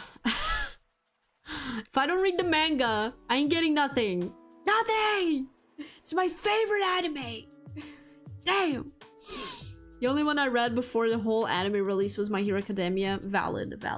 That's valid. So yeah, Jujutsu Kaisen. Tokyo Ghoul. Do I have a favorite character in Tokyo Ghoul? I don't know if I do. I actually don't know if I do have a favorite character in Tokyo Ghoul. What the heck? I just like a lot of different characters. Like Uta-san is cute. Who else? I don't know. I guess Uta-san? Uta-san is cute. I like him. Tokyo Ghoul is so nice. Have you been watching the new season episodes? Or if I talk about it, you'll get spoiled? Yeah, no, don't talk about My Hero Academia. I currently haven't even started watching the first season. The fourth season. Season number 4. I stopped there like a few days ago. And like a week ago or something. And I'm gonna start watching that this week. So don't spoil me. Don't give me spoilers. I already got some spoilers. I don't want to hear any more. I'm really loving My Hero Academia though. It's so much fun. It's genuinely like so... How do I say this? Enjoyable, you know? It's so fun to watch and so enjoyable. What was season 3? Season 3 arc was the training camp the training camp arc and the hero provisional license test exam. Yeah, it was the hero license exam and the training camp. That was one of my favorite arcs. It was so good. It was so good. I can't say, like, watching it, I had already watched up until the 4th season, like before. I had already done that a few years ago, but I started like recently. I started over again because I didn't remember everything, so I wanted to rewatch. Started over again a few weeks ago. Oh my god, it's so much fun. It's so much fun. This guy writes so well. Like, some things could be better, but overall it's so enjoyable, you know? It's really entertaining. I can't say, because I started watching and I was like, oh my god, I'm so excited. I'm so excited for the USJ villains appearing. You know, I'm so excited. I'm so excited. And then they appeared. And I was like, oh my god, I'm so excited for the festival. I'm so excited for the festival. Oh my god, oh my god, oh my god. And then the festival went and it was peak and everything. Then I was like, oh my god, I'm so excited for the training camp arc. Oh my god, oh my god. You know, like, it's always like banger after banger arcs, you know? There's no season that's like, oh, this boring, bro. No, all of them are so good and so interesting. It's a great anime. The fandom, though, ugh, the fandom. One of the things that I think is the problem is that anime became mainstream. So before anime became mainstream, you had like the geeks. It's not just the geeks. You had the anime fans, and most of them were pretty decent. They were decent fans, and we all kind of had these unspoken rules, you know. So no spoilers, no disrespecting ships, no disrespecting people's like tastes, you know. We had these rules, and like always, there's always like the odd agents that would break the rules, the unspoken rules, and be bastards, but they would like kind of get isolated from the community. Nobody would like engage with them, so they would like either shut the hell up or stay away from the community, which was fine either way. The 2020 Panini helped with that, unfortunately. Yeah. And then it started becoming mainstream, and we got all of these, like, I don't want to use the word tourists because they came to stay. They came to stay, but we had a big influx of new people entering the community who had no fandom etiquette whatsoever. And because it was such a big number of them, it became like normalized. Now, this is what we have now.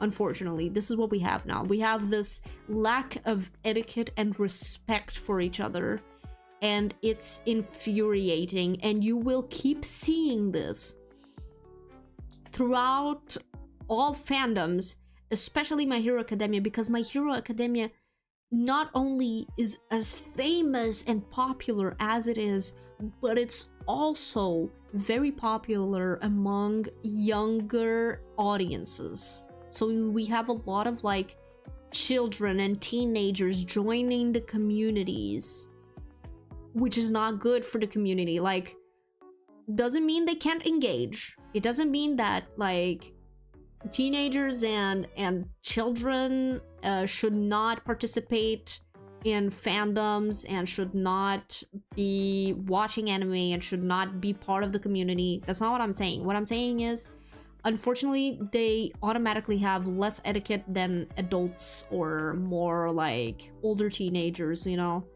So yeah, it's sad. It's really sad. I was watching the VOD of the debut this morning and I saw that you like Steven Universe. I agree, it's a great show with a good story, but the fandom, same stuff. The fandom Steven Universe is actually not bad. The fandom itself is not bad. The problem with Steven Universe is that the fandom of Steven Universe is shunned in the internet. We are seen as like, it's like anybody that likes Steven Universe is a freaking dumbass because Steven Universe is so bad. You know, it's like that. So it's not the fandom itself that's bad. They're not that bad. It's more like what people outside of the fandom are doing to us. They are literally like... And you see this because sometimes you'll go on Twitter, you'll go on Tumblr, you'll go on any social media, and somebody does like a Steven Universe post like an art post or a rant post or whatever, and it's such a banger because Steven Universe fans exist. There's a lot of fans, a lot of Steven Universe fans, but the harassment was so big during peak Steven Universe that people were forced out of their own spaces. You know, they were like, I'm tired of this. I'm not gonna talk about Steven Universe anymore. I'm not gonna engage in this anymore. I'm tired. I don't want to deal with this anymore. So they started like loving Steven Universe in silence, which is really, really sad. It's sad. Because you might think these days, because you never see anybody mentioning it, you might think Steven Universe fandom is like small. It's not. It's huge. Steven Universe had such a huge community. Big. Like really big. But they were forced into being quiet. They were literally forced into being quiet.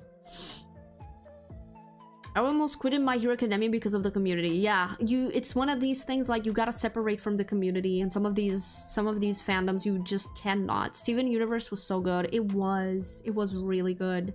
I loved it. Did you hear that they're gonna release a new Steven Universe show?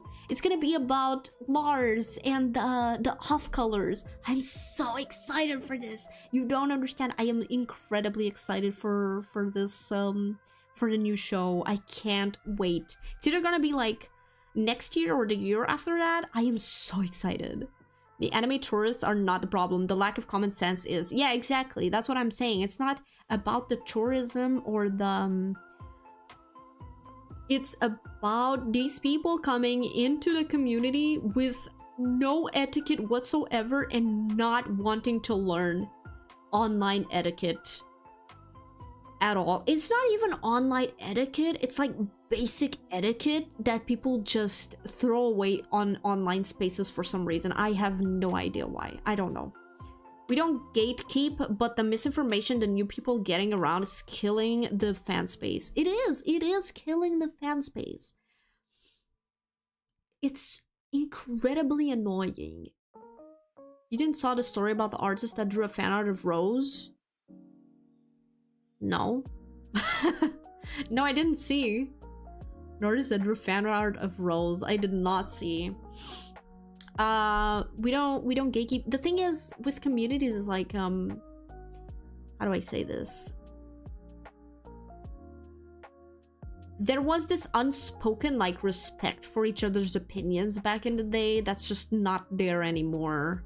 It's like always fandom wars and crap like that these days. With My Hero Academia, it was so bad.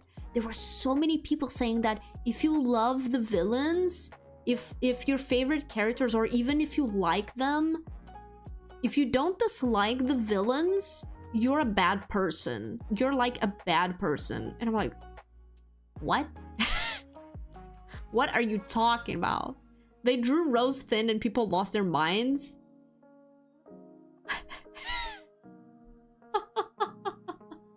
See, that's the thing. That's the thing. Okay, on one hand,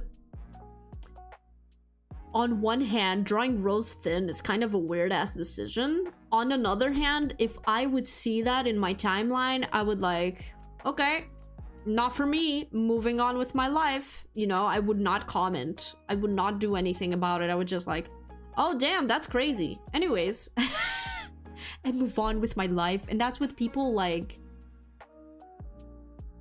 can't do for some reason. They always have to air their own opinions for some reason. I don't know.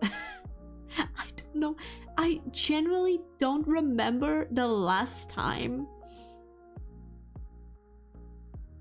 I don't think I've ever even done that. Honestly, I've always been like extremely present in fandom spaces. I was reading fan fiction, like, I've been reading it for years and years and years. I honestly do not remember a time when I wasn't present in anime and gaming culture and communities. I don't remember. And I don't think I've ever gone to someone or even like a game itself and be like, oh, let me just give my opinion here, like my opinion on how this sucks. I don't think I've ever done that. The one time I remember, the one time I put like a bad comment on something was specifically when I went to the App Store and put a bad comment on Spotify. Because you can't do crap on Spotify on the app. Like on the phone app, you can't do crap. It's so bad. So I specifically went there and put my honest review on how it sucks. That's it. That's it. Otherwise, I'm like, oh, I don't like this. So I'm just gonna move on with my life and not interact. Because anybody with... Even if you feel strongly about something, if you have like one brain cell, you know that if you interact with this, the timeline is gonna shove more of this into your face. So if you don't interact with it, you won't get it anymore, you know? But no, these people, it's not about like not having it in your face. It's rather people, instead of curating their spaces, they genuinely believe that if they don't like this, it should not exist. If they don't like something, it should not exist ever anywhere, you know? And I'm like, if it's not hurting anyone, then what's your goddamn problem? Why is it so important? You know? I don't know. I don't know, generally. She drew her skin tone with different tonality and the fandom harassed her and bullied her for that. Oh, what? That one too? So what? They drew her like what?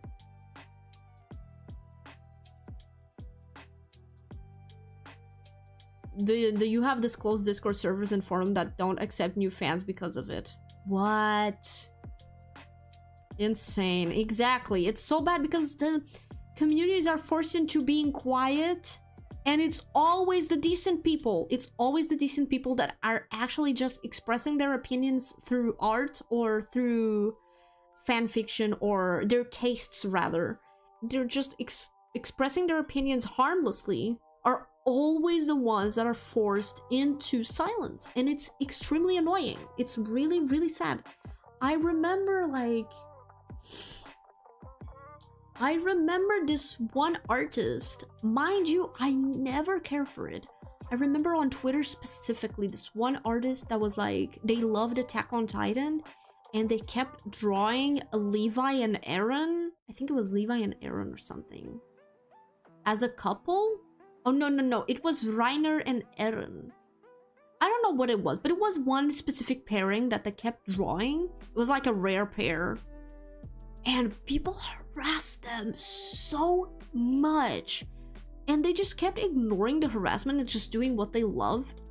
Until they got doxxed. They literally got doxxed for drawing what they wanted to draw, and that's when they stopped. And I was like, this is insane. This is insane. Guys, if you don't like it, just block and move on. What the hell? Twitter is not a safe space for art. Is it a safe space for anything, to be honest? Like, damn. It's stuff that it shouldn't be hated on. Yeah, exactly. If you don't like it, it's about taste. Like, literally, it's hurting anyone. If the question is yes, if it is hurting people, then it needs to be removed. If the answer is no, why are we worrying about it? Like, oh, you like red hair? Oh, but I don't like red hair. Sorry to tell you. So now I guess you gotta like shut the hell up forever and never post this stupid ass taste in my face ever again. Like, generally, delete your presence online. What? What? Why are you so offended by somebody's taste? Like, what the heck? Least times I put bad comments on stuff was when it was a really bad thing. That person should be called out about it. That's a critique for the person to not commit the same error. I don't even do that. I don't even do that. Because, like, people already jump so much at the tiniest error, tiniest mistakes that anybody does, that honestly, I don't need to say anything. If nobody was saying anything, if literally this person was like committing crimes and nobody was doing and saying anything, then maybe I will step up and say or do something. But like, you don't even need to, because we have all these white knights on the internet. Most of the time, you don't even need to open your mouth because there's already like 1,000 other people being there and saying things. So I got into Gravity Falls last year, and like some fanfiction I really like got deleted because someone spammed comments white slurs. With slurs? No way. This is insane. They bullied her and harassed her in DMs and comments. But why? The artist needed to delete the account. This is insane. With her skin a bit darker. They drew Rose with dark skin and everybody was complaining? Jesus Christ. How is a pink woman the wrong skin color? Was she green instead? No, apparently she had darker skin, and like, you know, that's taboo. I don't understand generally. Like, goddamn, bro. I'm gonna say this, and it's like, even if it was a human being, I don't see the problem. I personally don't see the problem. But this isn't even like a human being. This is literally an alien that can change how she looks. So like, I would not be surprised. It's not even an AU. It's literally something she could literally do. It's literally something she could do. But no. Raven, hello. If you don't like it, don't see it. Exactly, just block and move on. If you don't like it, don't see it. Like, just move on. Just move on. It's not that hard to just scroll away. I don't know. It's not something I have ever done, will ever do. Especially because I like a lot of problematic characters. Like, I mean, like I said, my favorite character on Full Metal Alchemist is literally Envy. Envy is... He changed his form to look like someone's wife and then murdered that person as his wife. Looking as his wife, like... And he did this specifically to see the horror in the man's face. He's my favorite character. Do you understand? Like, I like a lot of problematic characters. So imagine me like complaining about someone else's taste. Like, oh, I would have to go really down. Happy to see you again. Happy to see you again too. Thank you. People don't know how to control their intrusive thoughts. It's not even about intrusive thoughts. It's just like, it's children. We have children here, you know? These are literal children in grown-up spaces. I mean literal, but I'm not talking about like age. I'm talking about mentality. Like, I don't like this, so I'm gonna complain. Like, bro, goddamn, man, move on. Jesus. It was the stupidest thing I've ever seen. The hate was so stupid. It really was. That doesn't make any sense. Ferna has a flaming presence. Indeed I do.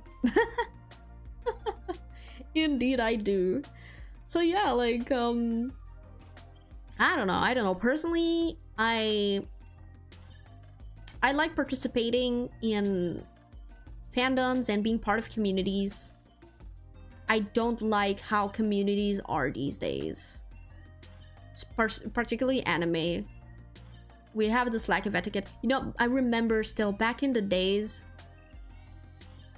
I used to play No, back in the days, no, not even back in the days. Literally, like, what, 2 years ago, I was playing Dragon Age Origins, and there was a part I could not go through. I didn't know what I was supposed to do. Oh, it was like a specific weapon I wanted, but I didn't know how to get it. I had no idea. So I went to go for a guide. I went to search for a guide.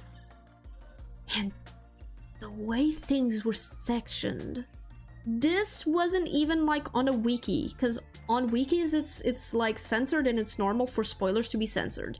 This was on a forum. This was on a forum where people were talking with each other, and they would like censor the spoilers themselves on their own messages, you know? Like, all of them. All of these people. Even though I kept searching for like guides and things and stuff like that for Dragon Age and lore bits and things, I never ever ran into a single spoiler. Never in my life have I ran into a Dragon Age spoiler, Dragon Age Origin spoiler. And it's because of how considerate people were of each other. They were extremely considerate of each other, and that's something that has changed over the years. You don't see this level of consideration anymore. You go on Twitter and you'll get right in your face like 300 spoilers about the newest episode of whatever it is, you know? Immediately. And there's just no consideration anymore. There's no consideration, and that just translates a lot to how people interact with each other. They stopped caring. Or rather, I don't want to say that they aren't like true gamers, but it feels like that, because like, how do I say this? Back in the days, you were mocked. You were mocked for liking anime. You were mocked for liking video games. You were like an outcast if you liked certain games or if you liked anime. You're like the nerd, the geek, you know, they would make fun of you. And so people who actually like these things, they committed hard, you know? This was like a big thing for them. It was a big part of their lives, especially since other part of their lives were so cut off from them, you know? Like, if you liked games and anime, your social life was in danger. If anyone ever found out, it was over. It was over for you. So people like committed hard to this. And as someone who loves games and loves anime and just loves consuming this type of media, you obviously don't like to be spoiled. You don't like to be spoiled. You don't like to hear people talking crap about your favorite characters. You don't like to like all of these things. So naturally you don't do them to the others, you know? And this way you created like a safe space for everybody. But these days, they don't care anymore. They don't give a crap. And the ones that do give a crap are like invisible. You barely see them. They are invisible. They are not loud at all. It's always the annoying ones that are super loud. I swear to God. Yeah, like little kid dressed like the favorite cartoon character. Do you get enraged because the kid has a different color? No, because it is racist. Yeah, I don't know, like...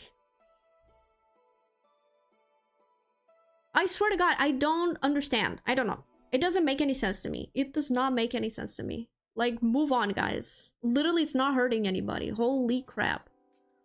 I still remember the day that they released, the actress for The Little Mermaid, the remake of Little Mermaid. They released the actress, and everybody was talking about it. Like, oh my gosh, they're gonna make Little Mermaid black and everything. And I was like, I mean, this is not bad. I don't know why everybody's complaining. I'm not happy that they are redoing the design. I mean, I feel like Disney, instead of like remaking designs, they should focus on making like new stories. And I also thought it would be kind of like, don't get me wrong, like it's not about the skin color, it's about like if they suddenly made Ariel like the same but with green hair, I would still be like, what the heck is going on, you know? And I thought to myself like, oh well, I guess they're redesigning it. I wasn't like sad, but I wasn't like happy with it either. But then I saw a video of a little girl.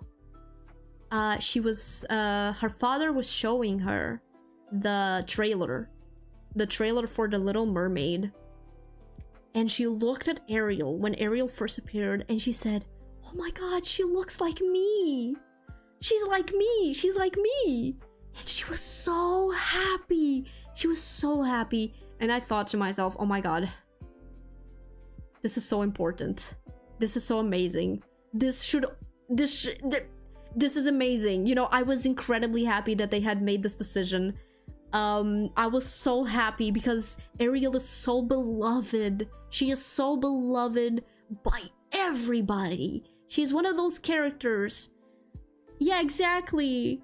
She's one of those characters that like all little girls love, you know? They are a great inspiration. And it's like always everybody's favorite princess. And to see a little girl so happy because she looked like her, oh my god, it melted my heart. And I thought like, this is so important, this is so important, we need to do this more, you know, we need to do this. It's actually good that we are doing like beloved characters like this, that we are kind of like changing their ethnicity. I don't know how to say the word, but you know what I'm saying. That we're changing it up so that we can represent multiple cultures still with the beloved characters, because it's so happy. The need to make more stories to get people to understand. Yes, they need to, absolutely, they need to make more stories and represent it on newer characters as well, and not just older ones. But like this also, I'm okay with that. I'm totally okay with it. I don't mind at all. English hard, English is hard. I'm totally okay with it and I support it. The only thing I don't like about the remakes is how they changed the story. I don't like that they changed the story so much. That's the one thing. For me, they would literally do the same ass story, same thing, but like live action. I would prefer that than what they are doing right now, because they are actively changing characters, personalities, and I don't really care for that. Tiana is like my favorite and I'm a white woman. Absolutely. I love Tiana so much. Oh, Tiana was the last like amazing Disney princess for me. Oh, I love that one so much. It also didn't help that it was the last 2D movie they did. I love 2D animation. I miss it so much. I wish they would go back to that, because it was so beautiful. The Snow White was a disaster. I didn't watch that one. I don't know why it was a disaster. I see a lot of people talking crap about it. I generally don't know why it was so like bad. I didn't watch it. I kind of gave up watching. I kind of gave up watching the live action movies after like Lion King. Yeah, Lion King. When Lion King came out, I didn't watch it, and like since then I haven't watched any of the live action movies, because I'm like, okay, you guys are messing it up. Bye. What is this? Live action Lion King? Okay, bro. It's not even live action. This is all CGI. Just say it's 3D, because it's not live action. Doesn't make any sense. I just didn't watch it at all. I also don't like how they are rewriting certain characters. Like, for example, like, I liked what they did to Maleficent. I really enjoyed what they did to Maleficent. And honestly, we didn't see enough of Maleficent on the original movie to say that this is not the same character, because at the end of the day, they were actually acting the same way. The live action Maleficent and the old one, the animated one, they were actually like acting the same way. We just saw her at like different stages of her life. That's how I'm like interpreting it, you know? They showed us a different side of the same character. And then they did the Cruella movie, and it's like, what? What? Who is this? This is not the same character.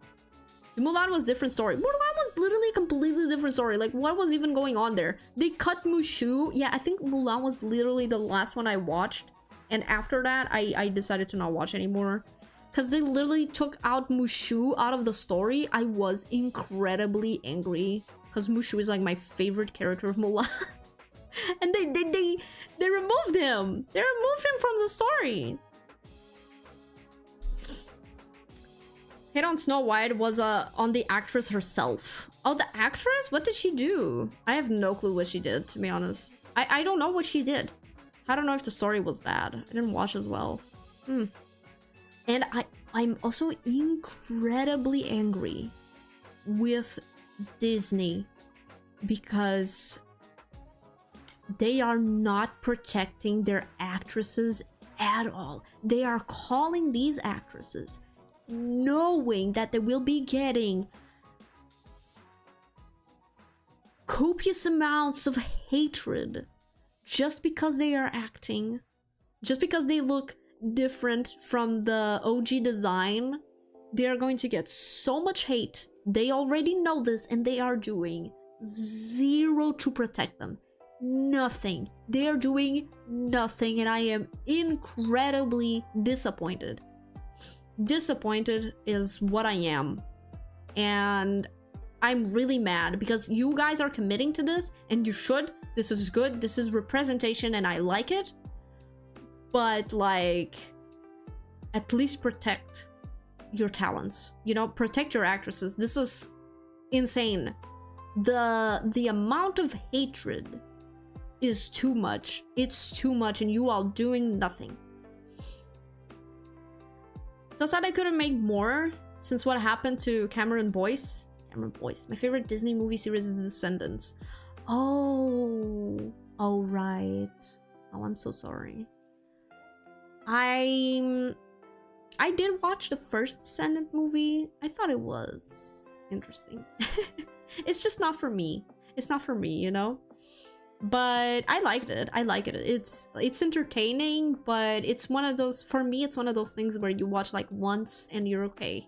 Okay, I watched it once. I'm not gonna rewatch anymore. You know, I don't feel the need to rewatch it. Snow White actress was being yeah. Ego on Max? Ooh. See, that's what I'm saying, like, obviously she could have handled it differently, but like, she has a big personality, and can you blame her? I think I would do the same. If I was getting like that much hatred, I'm really salty as a person. I'm fiery. I'm a very fiery person. If I was getting hatred, you bet your ass I'd be responding the same way. Like, in the same coin. I'm sorry, I'm not above that. I am petty. I am petty, so I can't really blame her. You know, when you're dealing with this amount of like pettiness and unpleasantness and hatred, like, people have different ways to cope. People have different ways to cope. And for her, it's like, okay, you want to play? Let's play. I don't know what she said. I don't know what she did. But if it's just her responding to hatred with her hatred from herself, it's not like they didn't have it coming. They started it. They started it, like... She went to the theater with her family to see how many people went to see her movie. The room was empty. That is sad. That is sad indeed. I don't know. Like I said, I don't know what she said. I don't know what she said. But you deal with things separately, and obviously as someone who is a professional, and has a lot of eyes on her. She should be dealing with things differently, but also she's a human being. This is not a perfect being we're talking about. This is a person. It's a person we're talking about, you know? And dealing with the amount of hatred and horrible things being said to her. Can you blame? I don't know. The only thing I know is that Disney lost a lot of money with her movie. Hopefully they will rethink their remakes from now on instead of doing crappy stuff. They will actually like do properly in terms of story. They don't have to change anything. They literally don't have to change anything.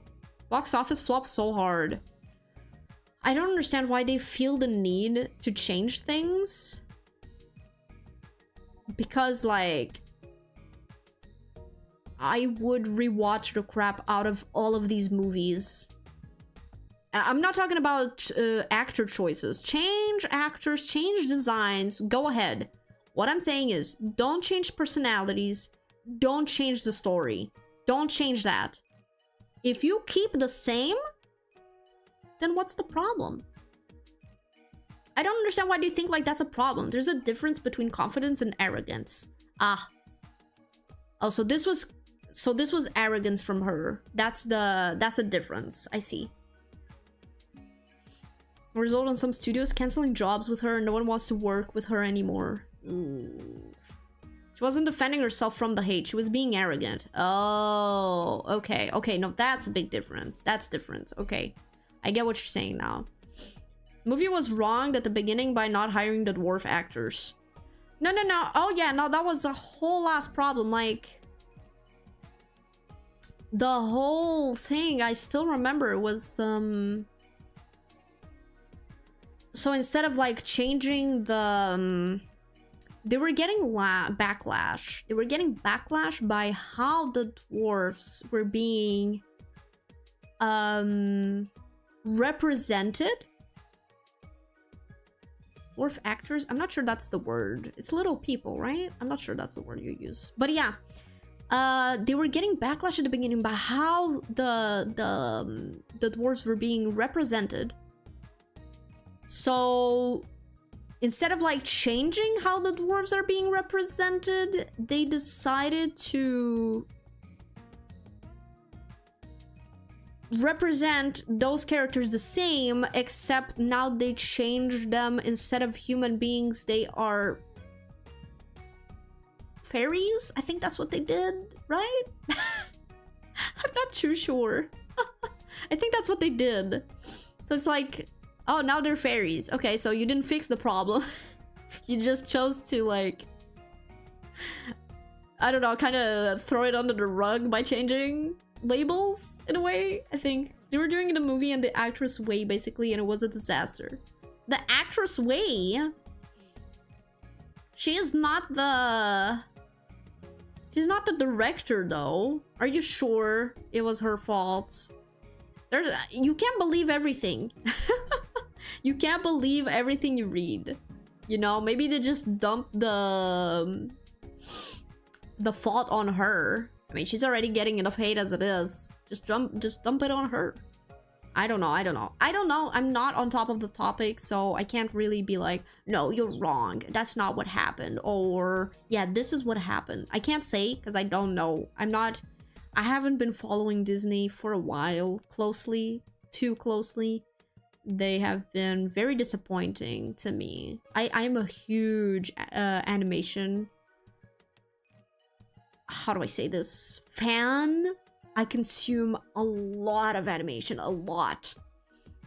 I just really love the genre. I love the media. It's not a genre per se, because, you know, you can have fantasy, you can have horror, you can have a bunch of crap inside the animation. It's just a media, a way to express, you know?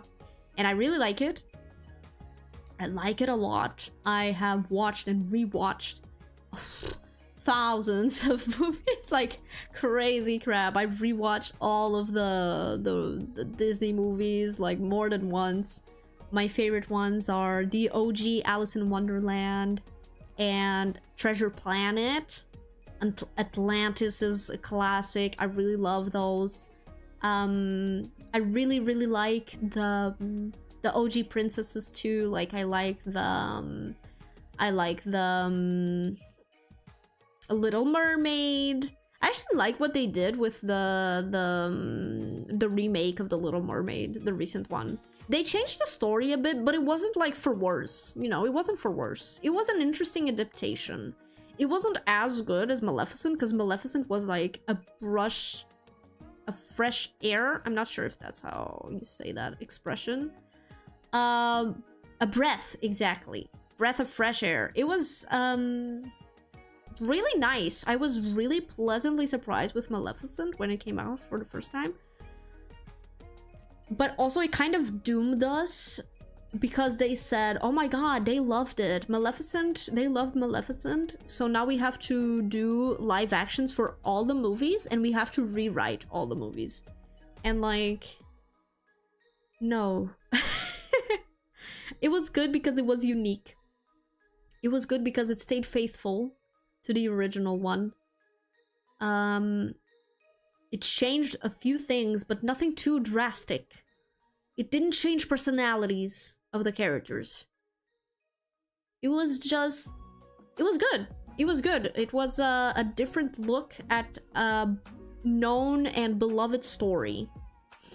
That's what it was. And then they decided to do that with every character, with every movie, but they kind of flopped with it. Like I remember, for example, watching Aladdin, and I was extremely disappointed with Aladdin. Mostly because of Jasmine and Jafar.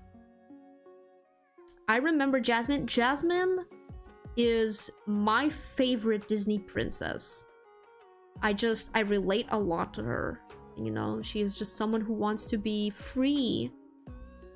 Someone who wants to be free to choose her own destiny, to blaze her trail, you know, if that makes any sense. And I could relate a lot to that. Freedom is also something that is very important to me. So that's why she's my favorite. But then in the movie, that person was not Jasmine. Don't get me wrong, I love that character. Even though I didn't like the movie a lot, like my favorite character on the remake was Jasmine as well. It was Jasmine as well. But those two Jasmines were not the same character. They were not the same person. And I was really disappointed with that, you know, because like the character was cool, she was amazing, she was awesome, I loved her, but that was not my Jasmine. You know, that's not the Jasmine I know and that I've come to love. And the Jafar as well, it's the same crap. The Jafar, they just completely rewrote the character. And I did not like that at all. That was not Jafar. That was not Jafar at all. We're talking about, like, have you seen Jafar? Have you seen the OG Jafar? My man is like... he's crazy. He is extremely ambitious. He is evil and he enjoys being evil. He is petty.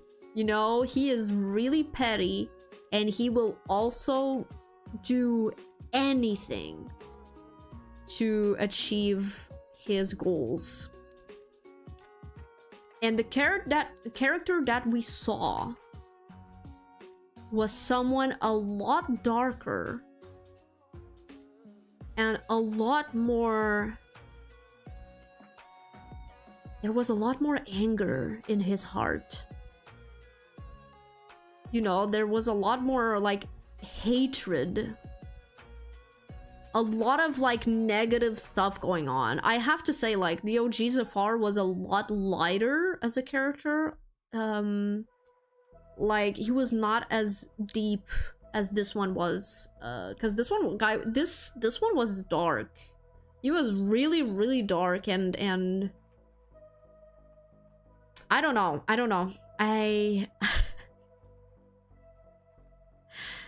A lot less sassy too. Jafar was a very sassy character, and we loved him for it, you know. So yeah, those were the two characters I was really disappointed with.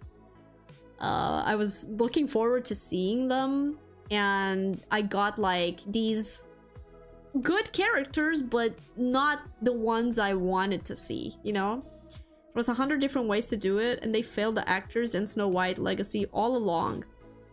Yeah. They want to be more open-minded and inclusive, but they just can't do it all. No, they can. They can be open-minded and inclusive. What they can't do is, like, butcher, beloved stories. That's what they can't do. You know, if the OG story is problematic, if it's problematic, leave it be. Let it die. Let it die. Don't redo it. Don't do it. It's problematic, let it die. If not, do it. Recast. Redesign. Be inclusive. Be extremely inclusive. Do it. Do it all. But stay true to the story. At least stay true to the story. That's what I'm saying. They could literally remake, like, what? I don't know, man. I'm gonna say, I can't even say Alice in Wonderland, because, like, it has such different characters, I can't even say that one. Let me see, something that's, like, really basic. The most basic-ass thing. Let's go with... I can't say no. Atlantis was really inclusive as well, had a bunch of different characters.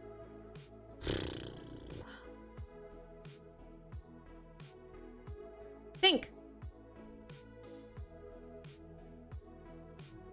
Oh man, I can't think of anything. But whatever. Take a beloved story, take a beloved old one, and just make all the characters into, like, crabs. They're all crabs. You do the same story. And it's already much better than whatever's going on with the with the remakes that they are doing now. You know, like, it don't matter. It don't matter. Doesn't matter. Like my good old Frog Princess, you know, the song, don't matter what you look like, don't even matter what you are. Just stay true. Just stay true to yourself, you know? God damn, it's not that hard. You already have everything done for you. You already have all the stories written perfectly. You don't have to change anything. Please. They're never gonna learn. They will never learn. It's one of the things, like, for example, this year, I don't know if you guys saw, but this movie called K-Pop Demon Hunters came out, and it was a banger. It was breaking records left and right. Everybody was watching it. Everybody was making art. Everybody was commenting. Everybody was singing. Everybody loved it. It was a bomb. And I would be, for example, I would be very surprised if this year K-Pop Demon Hunters doesn't win the best animated movie on Oscar. I would be very surprised and very disappointed. Still didn't watch it, but I like the song. You didn't watch it? Oh my god, go watch it. The changes so far was weird because the animated version was perfect for the intended audience. Yeah, it was. It really was. Like, the way they represented the characters, the character himself, personality-wise, was a perfect villain. I don't know why they... I don't know. Anyways.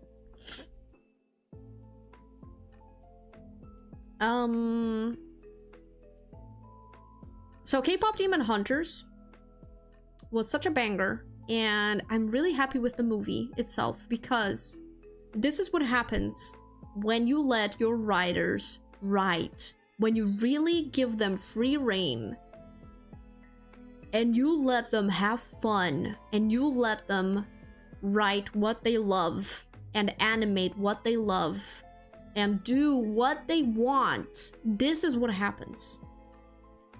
This is what animation is supposed to be. This is what storytelling is supposed to be. It's not supposed to be this perfectly packaged thing, thinking about all the audience and trying to fit everybody.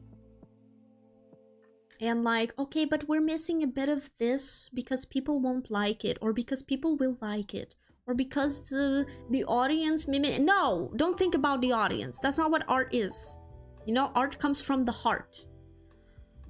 And people want to see art. That's how Disney became so big, because it used to be about making art, you know? It used to be about sharing dreams and magic.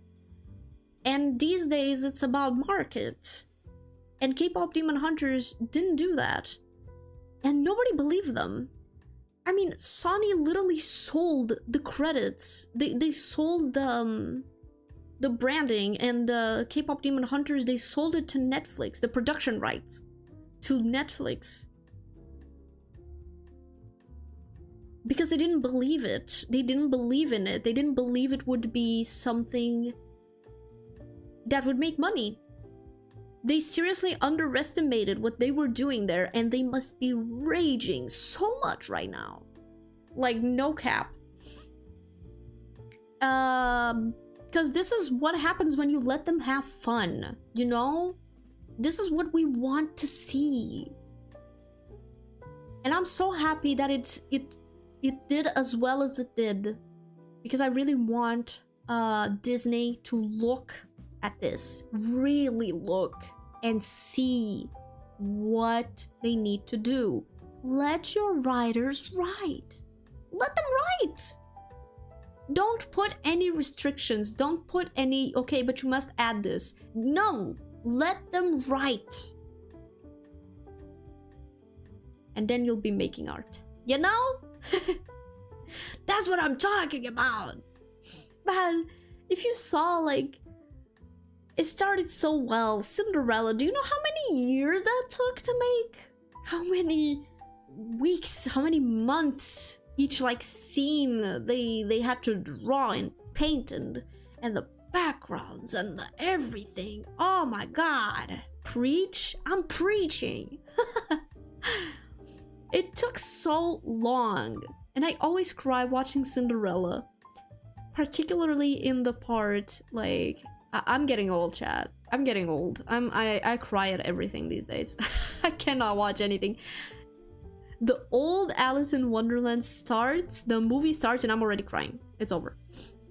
Anyways, the old Cinderella, when the animation, when she turns, when the fairy godmother does the spell for the dress to appear, and you see that animation, Walt Disney worked on it himself, and he said it was the most beautiful thing he ever animated in his life. And I thought that was so beautiful. Not just the animation itself, but that feeling. He put everything into it. He made it with so much love, so much care, you know? So much devotion. And this was Disney movies at the beginning. All of them were like this. So much love, dedication, so much, they were staying true to their stories and to their art, you know? And with time, it changed. It shifted. It was no longer about telling stories and spreading magic. It was about breaking records and making money.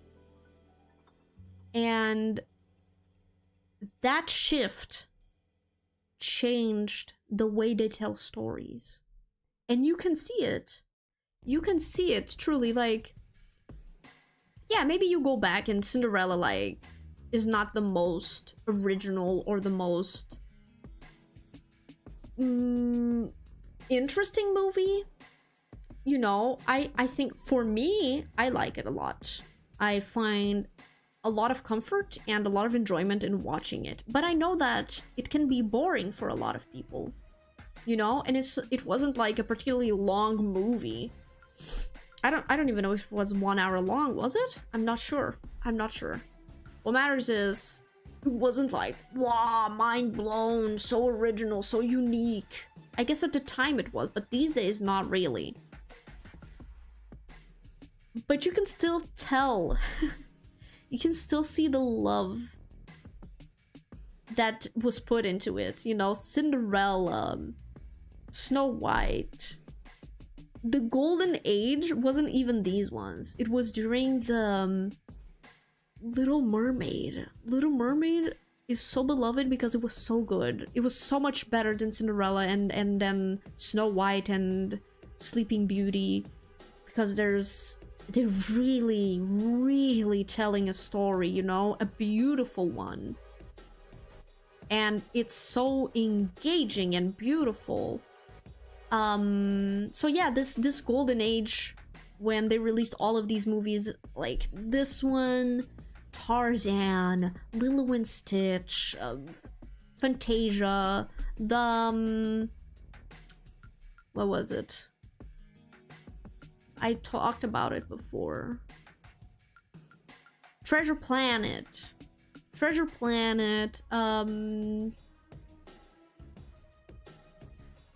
Atlantis. This was the golden age, you know? And I think a lot of what changed is also, like, at the time they were actually taking time. They were taking a lot of time to tell stories. You would get these short movies, but they weren't, like, hurried like these days, you know? A perfect example of the hurried animated movies style of telling stories, perfect example is Hotel Transylvania. If you go watch Hotel Transylvania, and you will see that at the beginning of the movie, it's so incredibly fast. There's so many things happening. There's so many characters being introduced. Like, the world building, the characters, the relationship between the characters, the the place that they are, the rules, like all of this is being introduced in like 5 minutes of content so that they can go on with the story afterwards. And this results in overstimulation, and it's just overwhelming. It's really overwhelming, and it lacks a lot in depth. It's costing animated movies a lot to be doing this. I don't know why they do this, because I don't know what's the reason behind this. Because, like, these days animated movies are way longer than they used to be. You know, we got like 2 hours animated movies, 1 hour and a half animated movies. Back in the days, I'm not even sure if Cinderella was 1 hour. I'm not sure. If it was 1 hour, 1 full hour, I would be surprised. And even though it was shorter, they took a lot more time to actually tell stories, you know? They took a lot more time. You would get these pauses. Welcome back, Raven.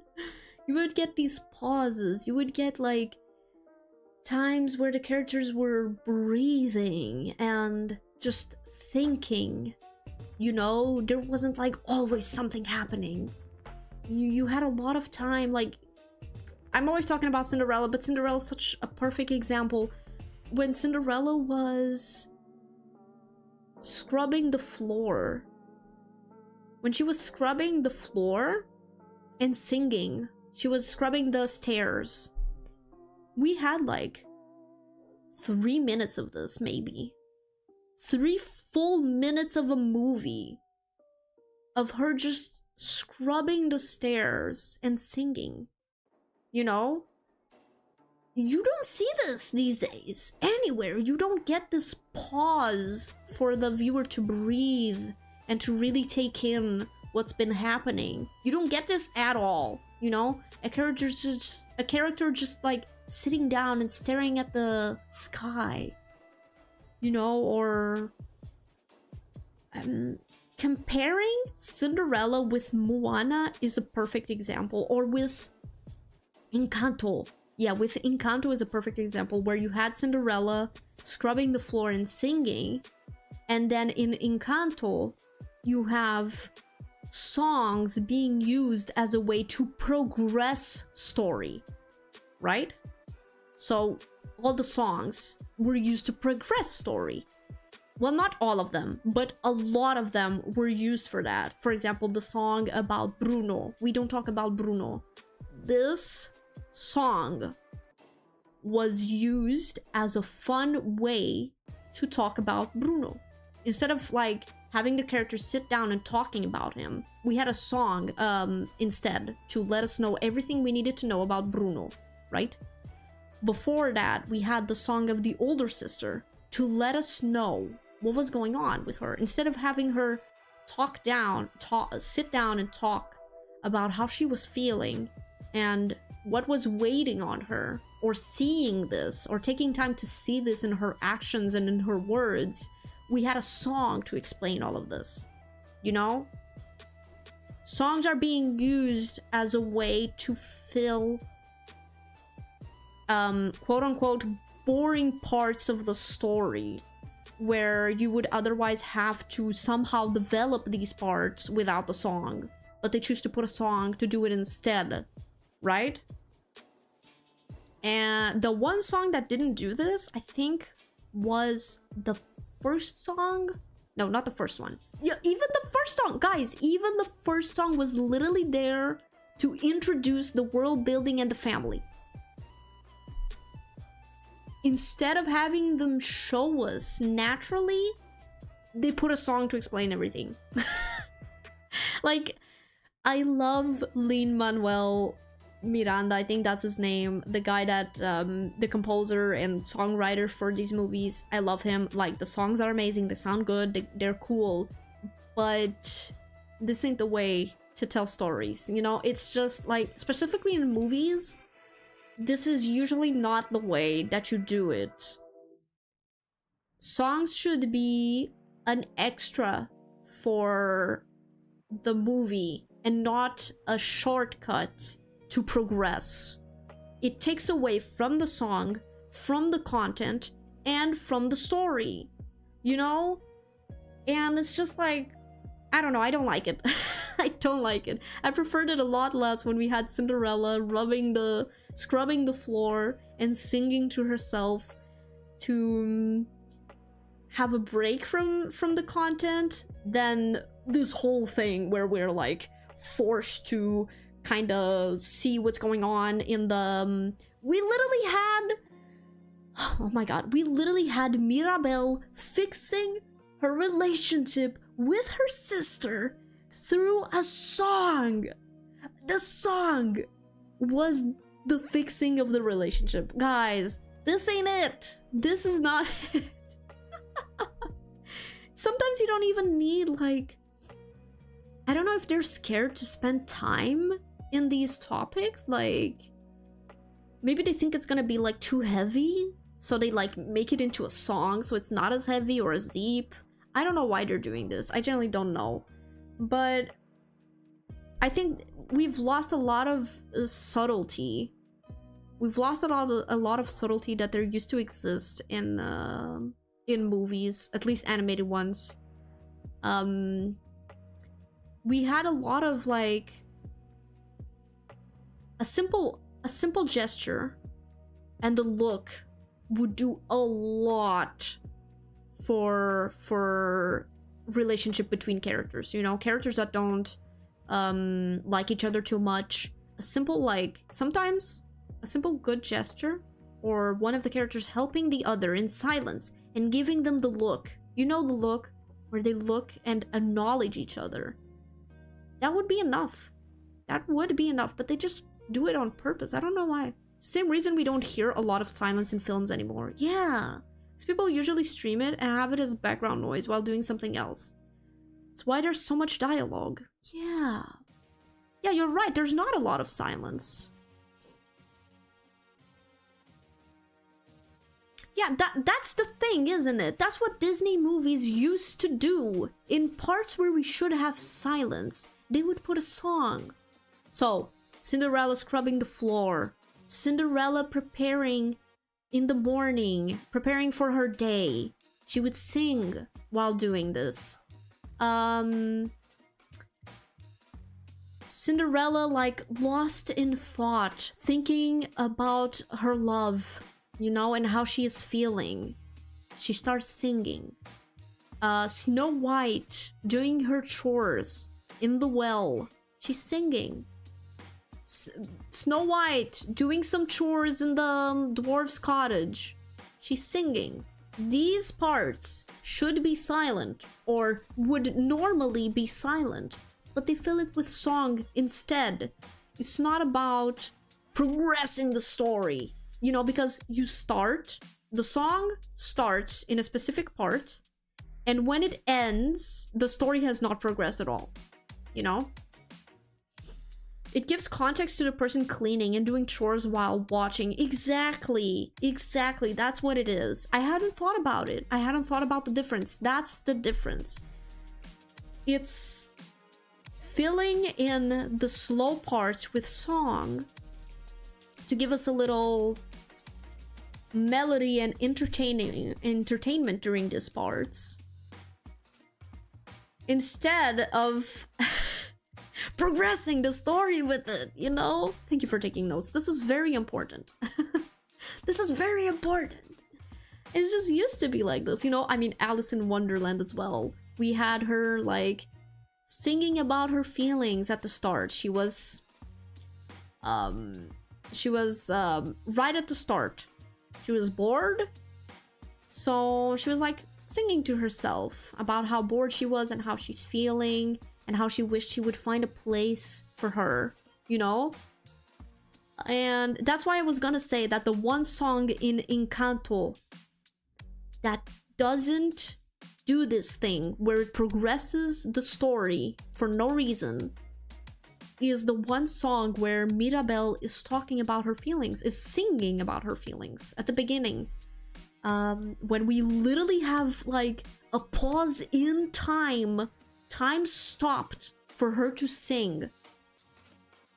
It's the one song where we don't have, like, story progressing over it, you know? The one song.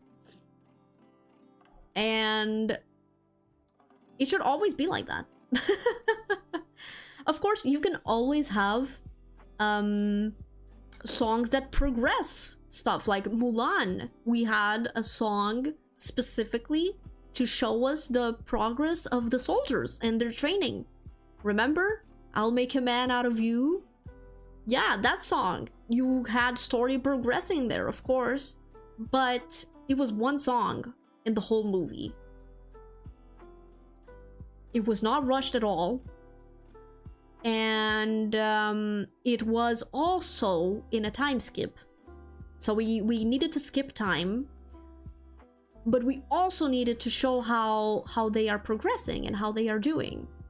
So we put a song there. Reflection is a beautiful song. Reflection is a beautiful song. It really is. I feel like Disney does this thing where all Disney princesses have the struggle song, you know, the self doubt song, where they are, like, expressing how they feel unhappy or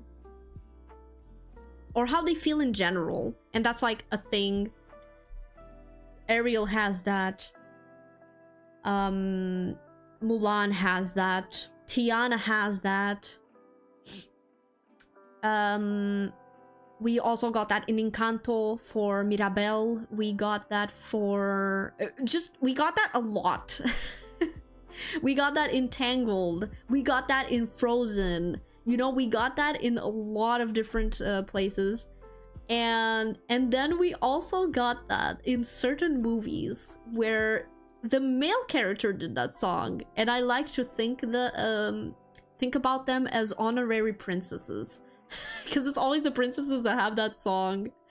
Mainly Aladdin. Aladdin has that. The song where he's, like, talking about his feelings and his situation and what he dreams of, you know, Kristoff. Kristoff has that song? No. Lost in the Woods. Lost in the Woods? Yeah, we also got that in the in Hercules. So Hercules and Aladdin and Kristoff apparently are the honorary Disney princesses because they have the self-doubt song. It's so hilarious. Like, the Hercules one was the I can go the distance. Remember? I can go the distance. And that one was so good too. And he literally sounded like a Disney princess. It's perfect. It's so perfect. What is funny is that Jasmine didn't get the song, but she's still a Disney princess. Hi, Azul. Oh my god. I love your name. How you doing? But he didn't actually get that song, you know? Well, she didn't. Hello. Oh my god, you have a duck? You have little duck emotes? I know someone who loves ducks. I know someone who loves ducks a lot. Don't get me wrong, I love ducks. Oh, that looks so good, so adorable. What the hell? That looks so cute. Don't get me wrong, I love ducks, but like... I just never, unfortunately, don't get to interact a lot with them. Aside from giving them food in the park sometimes. Quack. I quack a lot. Unfortunately, I do the sound. I didn't think I was quacking. I can't do it right now, but I do specifically like quack. It's not quack, but like quack, something like that. It sounds like a quack, and people make fun of me. But I swear I'm not a duck. So far, at least, I don't think I am. I am a duck, yes. That's adorable. It's a lovable quack. It is. Thank you. That's so cute. Guys, by the way, do you like how the chat is on the screen? I really like it. I feel like it looks so cool, doesn't it? It looks so cool the way it's like perspective and on the screen and things. I feel like it's really kuru, you know? It does. You're so right. Yes. It does. I was so happy with this. I would like to thank my my mod Dan. He took care of this for me, and he's goated for that. Gotta love alien tech. Yes. We gotta love that alien tech. But yeah, just finishing up the conversation. I love animation, and I'm not happy with how it's going right now.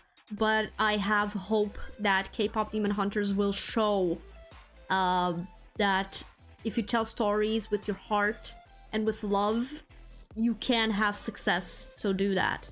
Always go for that, you know? Always do. Came to witness the model. Do you like it? I think it came out very beautiful. Very bouncy. Very cute. Very expressive. I love the eyebrows. I love the eyebrows so much. I can do like angry. And I can do... You know... I love the art style. The art style looks so good. I'm so happy with how I look. I've had people tell me I look like a Marvel character. Marco did amazing model art. He really did. He really did. It's so beautiful. My mama, Marco, was amazing. By the way, everyone, Lucky Ducky in chat is my papa, my rigging papa slash mama slash parent. They did this beautiful rig. Isn't it amazing? That's because you're marvelous. I'll stop it, you. I'm so happy. Thank you for making me move so prettily and so bouncy and so expressive. I appreciate you. I love you. Look, I can give kisses. It's so good. Oh, what is the song? I feel like I recognize this. He heart. But yes, I'm just really happy to be here, and thank you for welcoming me into the community, and I love you guys. I appreciate you being here. Thank you for serving me. Lucky is an excellent duck with their work. Indeed. Goated duck. A goat and a duck all at once. Insane. Insane. We still have a lot to talk about, but I feel like that's quite enough for today. I can't tell you all my secrets all at once, or else I'm gonna have to murder you later. So sorry, not sorry. No, don't give me the sad duck. That's so cute. Oh my god, it looks so adorable. Oh no, I can't. I'm sorry. I've yapped enough. Hey, yo! Knife duck. Oh no! You better run. Run to the hills. Don't leave us. I will be here tomorrow again, okay? I will be here tomorrow again. I couldn't do art today. I was yapping too much. But I will be releasing my new schedule on Twitter later today. Okay? And on Blue Sky, if anyone has Blue Sky instead of Twitter. And also here on YouTube, if anyone wants to see it there as well. The next week's schedule. Okay? Okay. So be sure to keep sharp. I will be here tomorrow at the same time. No need to cry for me, okay? Just go sleepy sleep, and when you wake up, I'll be here. More or less. Good night. Oh, have a good night. Have a good night. Thank you so much for coming. I love you guys. I appreciate you. Too late, already crying. Wipe them tears, boy. I'll be here tomorrow for more. Don't worry about it. You ain't seen the last of me quite yet. Wipe them tears. I mean, you can cry me a river, but it won't change how it goes. Sorry to say. But we'll have some fun next week. Should I give you already a heads up of what we're playing? Should I give you a hint? Do you want a hint? Because I'm really excited for next week. I really am. I've been craving playing this game for a long time now. And I'll finally be playing it, so... My eyebrows. That's so good. That is so expressive. I love it. Oh my gosh. For next week, I was thinking like... No, it's gonna be a surprise. You'll have to see it. You'll have to see it on the schedule. Go see it. Thank you, everyone. I will be seeing you tomorrow. Surprise time. Surprise time. It's gonna be lots of fun. No spoilerinos. Okay, no spoilerinos. No spoilerinos. You'll see tomorrow. You'll see it. Thank you so much for being here. I appreciate you. Wait, I had a bunch of followers today, but I didn't get any notifications. Where are the notifications? They were supposed to be here. Where are they? Damn it. Doesn't matter. I'll fix it for tomorrow. Thank you, everyone. I'll see you tomorrow. Have a nice one. And don't forget to rest a lot. You won't be able to serve me properly if you don't rest, okay? So, bye. Go rest. Go eat. And be well, alright? Bye-bye, guys. Mwah.